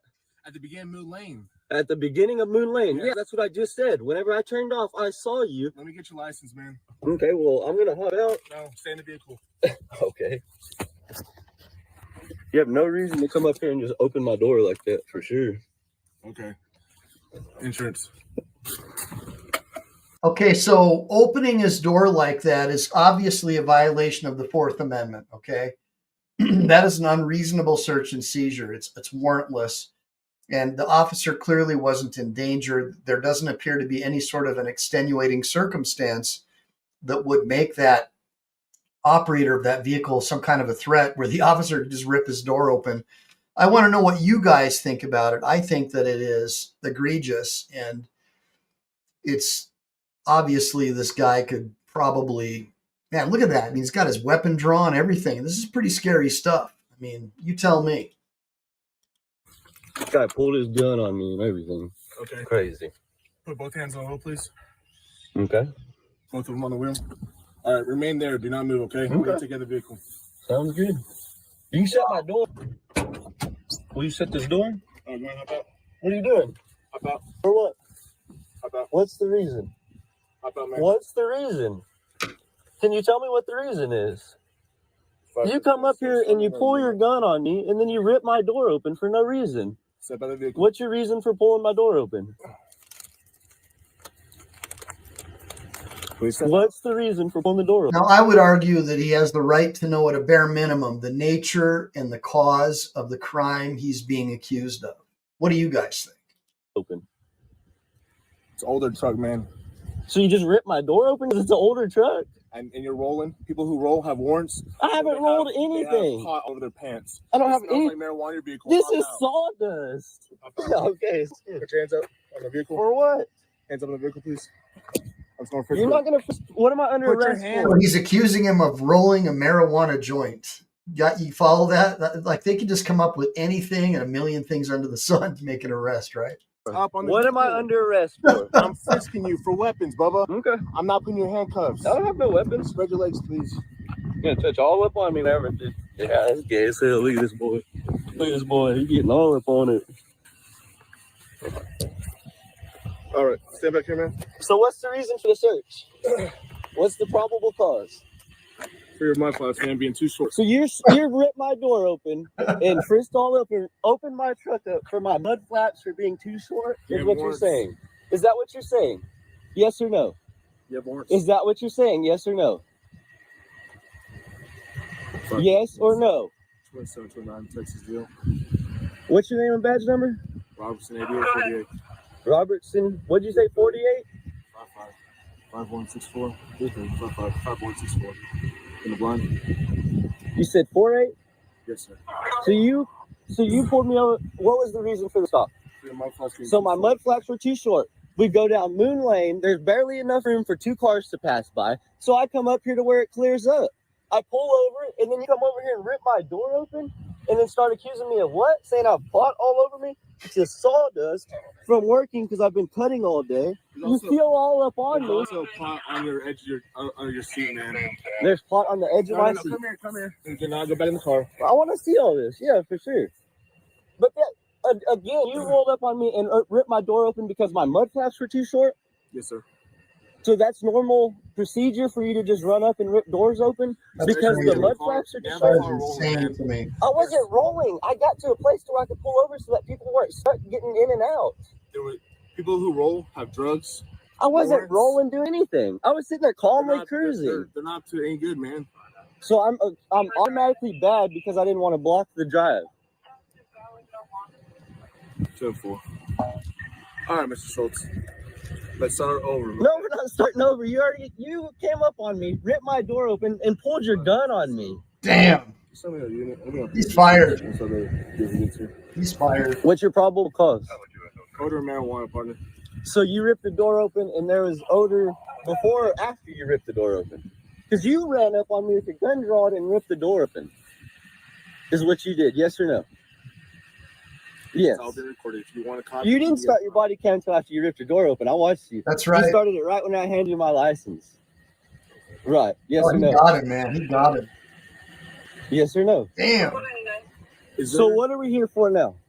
I'm gonna be a probable cause search. For what was your probable cause? Because my mud flaps were too short. Odor of marijuana. But So we can there plant was some no drugs in odor this until car? after you ripped my door open or before? It doesn't matter. You're rolling the window down anyway. I didn't roll this window down. Not at all. I rolled that side down. See how it's down? This window's not up. He ran over here and ripped this door open and had his gun drawn on me. Absolutely. Is what happened. Absolutely. Right. Absolutely. So where's your probable cause at? Before or after you ripped the door open? I opened up the door and it was coming from the car as well. What car? This pickup. So it was coming from. So with the window up, there was odor of marijuana coming out. Absolutely. Is that what you're going with? Absolutely. Sounds good. Unbelievable. It's gonna be an interesting one for sure. So, how much marijuana is in the vehicle? I don't have any marijuana in there. I got sawdust in there, and evidently that's marijuana.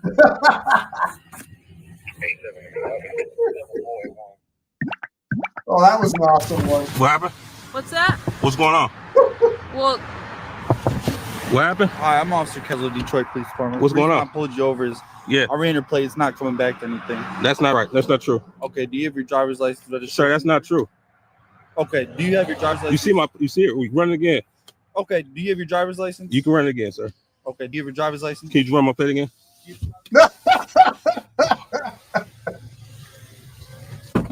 Sir, you just open my door? Yeah, go ahead and step out then. Sir, what for? Am I being under arrest? You gonna hand me your driver's license? This is a legal stop, sir.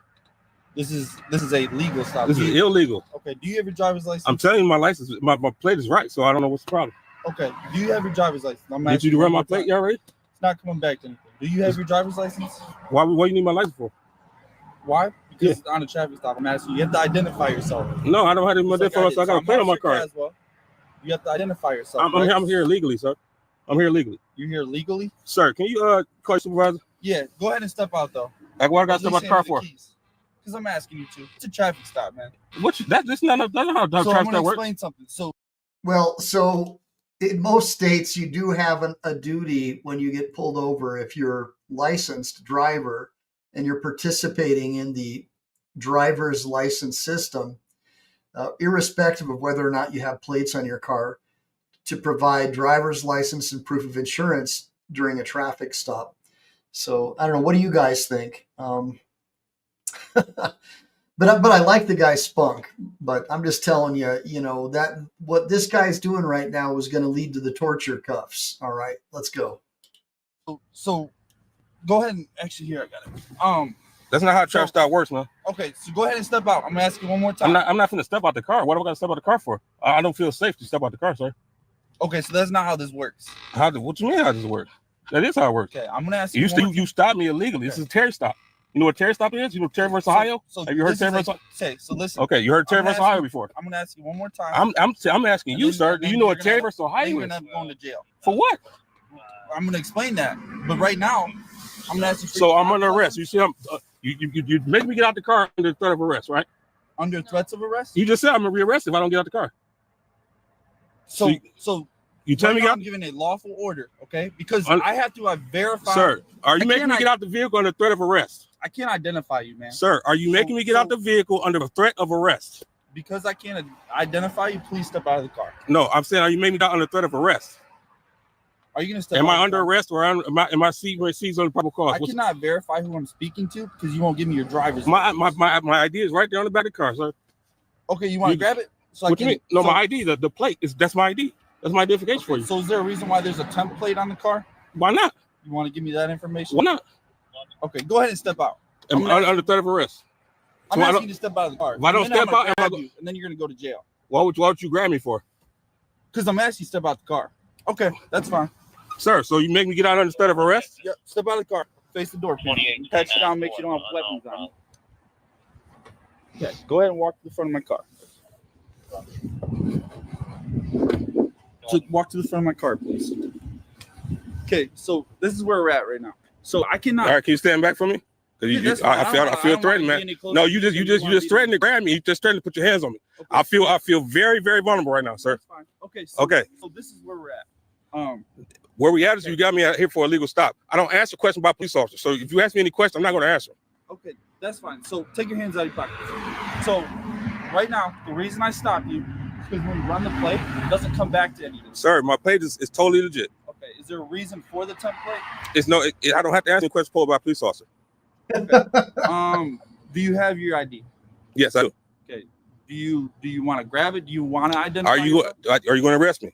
Am I under arrest? Or am I being detained? So if you don't identify yourself, yes. Okay. There you go. So you have a warrant. You can call whatever you want to do. Whatever you want to do, sir. I'm not going to take you to jail on it. I don't care about the warrant. That's the point. It's like 20 years old. So we'll do whatever you want to do, sir. That's stale. I don't care about none of that. I'm going to cut you a couple tickets and we'll let you get out of here. Okay? You write me a ticket for what? You haven't even looked at my plate. It says Secretary of State right there. So I'm going to grab the VIN off of there. That's from the Secretary of State plate. Have you looked at the plate? You haven't looked at the plate either, have you? I did, sir. All right. So you see the Secretary of State stamp on there? Huh? And then if you show up to court with the insurance and the registration, I'll waive the tickets. Sir, it's no waiving it. My plate is right here. I'm not gonna go. I'm done going back and forth. Okay. Oh, you see me in court? You see me downtown, Federal Building. Okay, cool. Yeah, for sure. It's called 1983. He's All gonna right. sue him. Where you stay at? Don't worry about that. I don't ask questions about police officers. Hold about police officers. So the big problem that I have with his approach is that suing under 1983 for a traffic stop is, unless you have a lawyer, your real money is going to lie in the attorney's fees that your attorney can get for you. Non-attorneys, pro per litigants, don't get attorney's fees, and that's the main way you make your money off a 1983 case. And I don't know of any lawyer who will file a 1983 case over a traffic stop unless it's a tight handcuff case or a police shooting, or where they take you to jail and you've lost your liberty for more than a couple of minutes, because the damages just aren't there. So I just want you guys to understand, you got to kind of know when to hold them and know when to fold them and know when to walk away. I appreciate his spunk. I think he's right, to always fight the system. But sometimes you just got to understand that filing a lawsuit over a traffic stop like that,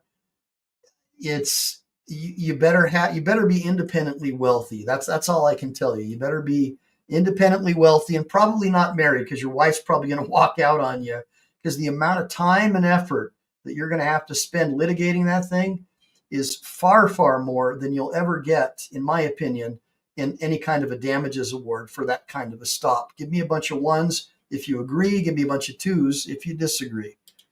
We'll do another one, and then after that, I gotta cut it short. I gotta take my son to judo tonight, guys. So let's just get it going. Arr! My plate right here. You can see everything right there. Mm-hmm.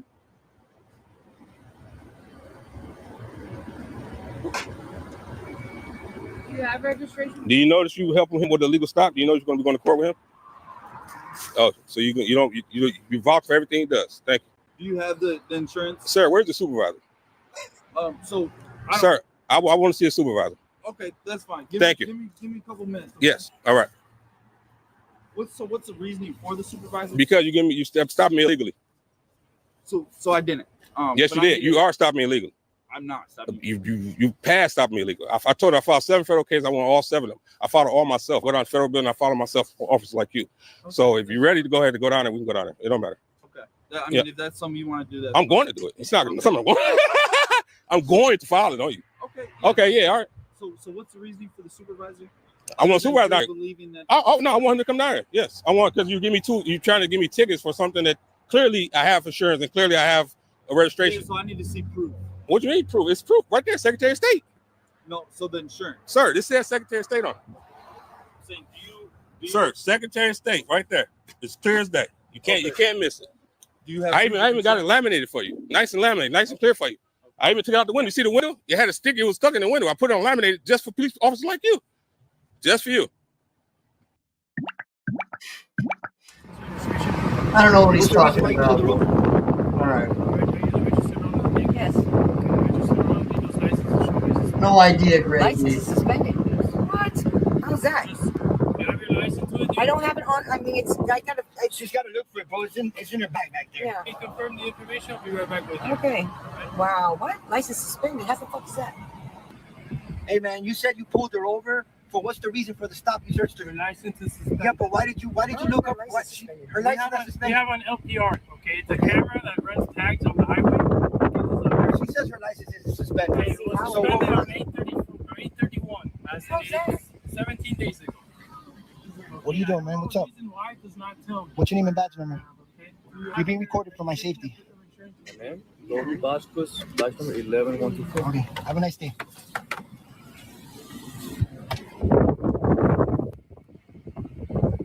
You have to put some insurance. Sometimes if you didn't forward the insurance to the I did it. DMV did it. Don't answer no more questions. Just DMV did it. I'm telling you, DMV did it. They're the ones. Name and badge number? They're the ones that did my insurance. Badge number 11399. They already. They're the ones that took my insurance and did it. Give him what he needs. I am trying. Do you have a valid driver's license? Okay. I'm gonna explain this to you. She can't drive. So if you don't have a valid driver's license, I have to tell you. I don't answer questions. You don't got to realize. You don't have to be. You don't have no reason to figure out if I have a license or not. Because she can't drive. If you have a license, you I don't drive. answer questions, man. Okay, that's perfect. Okay. Wow. No, you can't drive. This is messed up. No, my license can't be suspended. I need my phone. I need to go online and look right now. I looked the other day and my license was valid. There's no way my license is suspended right now. There's no way. I need my phone. I need to get my phone. What's the proof? Under what name is it suspended? Let me see. Can I use this? Huh? Can I use this? Can I use this? Registered owner vehicle. Ivy what? Okay, I'm gonna. Ivy what? I'll bring you the You're citation. saying Ivy what? Who's Ivy? Yeah, good. Bullshit. No, my license is not suspended. Right here. Florida DMV. I'm gonna look right now and my driver's license.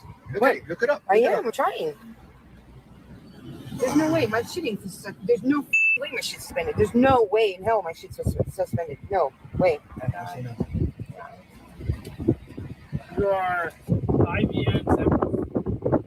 Listen. And you live in Fort Myers. Is that correct? If that is correct, the number system is showing that your license was suspended on 8/31. Was it about? Listen, man. Listen. Wow. Check this out, Mel. Okay. Check this out. I don't know the reason why. It does not give us a reason. It just coming out as suspended. Okay, but it's a simple infraction. The only thing is you cannot drive because your license is. But how do you know that she's Ivy? You don't know that. It has a photo. It has a photo of her. So you know it's her? Yes.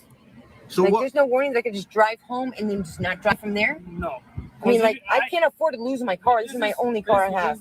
This is what I'm trying to explain to you. If he has a valid driver's license, I don't answer or questions somebody about can that. pick you But up. my whole point is that I first of all, I didn't know my license was suspended because I would not be driving. I mean, she's kind of in a conundrum because the one guy's like, I'm not going to answer questions. And then if he doesn't say that he's got a license, she's going to lose her car. What would you guys do in a case like that? It seems kind of like a tough one, right?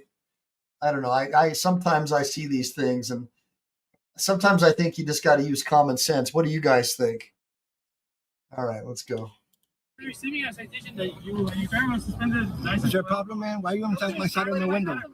Why are you in my side of my window right here? Okay, it doesn't matter. Let him do his job. You don't need to be here. You don't need to be here. You don't need to be here. You don't need to be here. Bye. Have a nice day. I'm literally losing my car. Tell me I'm not. I am. Okay, I didn't know my license was suspended because I wouldn't even be driving. I wanted to go home and just from there I won't drive. Give me 1 second. But please, I can't lose my car. I understand that. I can't. Somebody with a valid driver's license. Bro, can you take the flashlight off my face, man? Can you take the flashlight out of here? You got no reason to be here, man. All right? Can you let your partner do his job? Okay? Too much talking. Okay, Yeah. I understand. I didn't say he was doing a good job. All right? If he doesn't have one, I can't let somebody without a driver's license. So you can drive?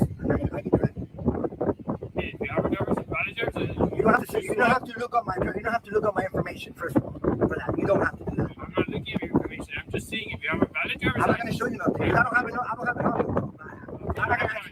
have it on. Here's a citation. And sit tight, my supervisor. So you can drive. But is he going to ask you for a driver's license? We're going to pull you over now because they know that you're not driving because you don't have a driver's license. Do that. So you can drive right now. Let's go to the house. Yeah, because I can't lose my car, dude. I cannot lose my car. That was a rough one. Reason for the stop? What would you guys have done? What would you guys have done? So, guys, it's been fun. By the way, I don't know if anybody knows what's going on, but normally when I would do my vertical lives, I would get, a minimum 300-400 people. And now it's down to like, 45 or 50. Do you guys know if YouTube changed this algorithm? Is it no longer feeding the verticals into the shorts feed, the shorts live feed anymore? I'm just confused. It doesn't make a whole lot of sense. Somebody let me know. Does anybody have, anybody can tell me in the sidebar, did they change something? I'm just a little confused. Hey, what's going on, Riot Hoot? So listen, guys, I'm gonna bone out. I got stuff I got to do. I got the judo thing tonight. It still is feeding. Okay, what's the matter with you? I'm not really sure what's going on. Are people getting my notifications, or am I just no longer popular anymore? I don't get it. Not sure. It could just be because like tonight's show, so many people just don't like DirectD. They probably didn't want to watch my show. I get it.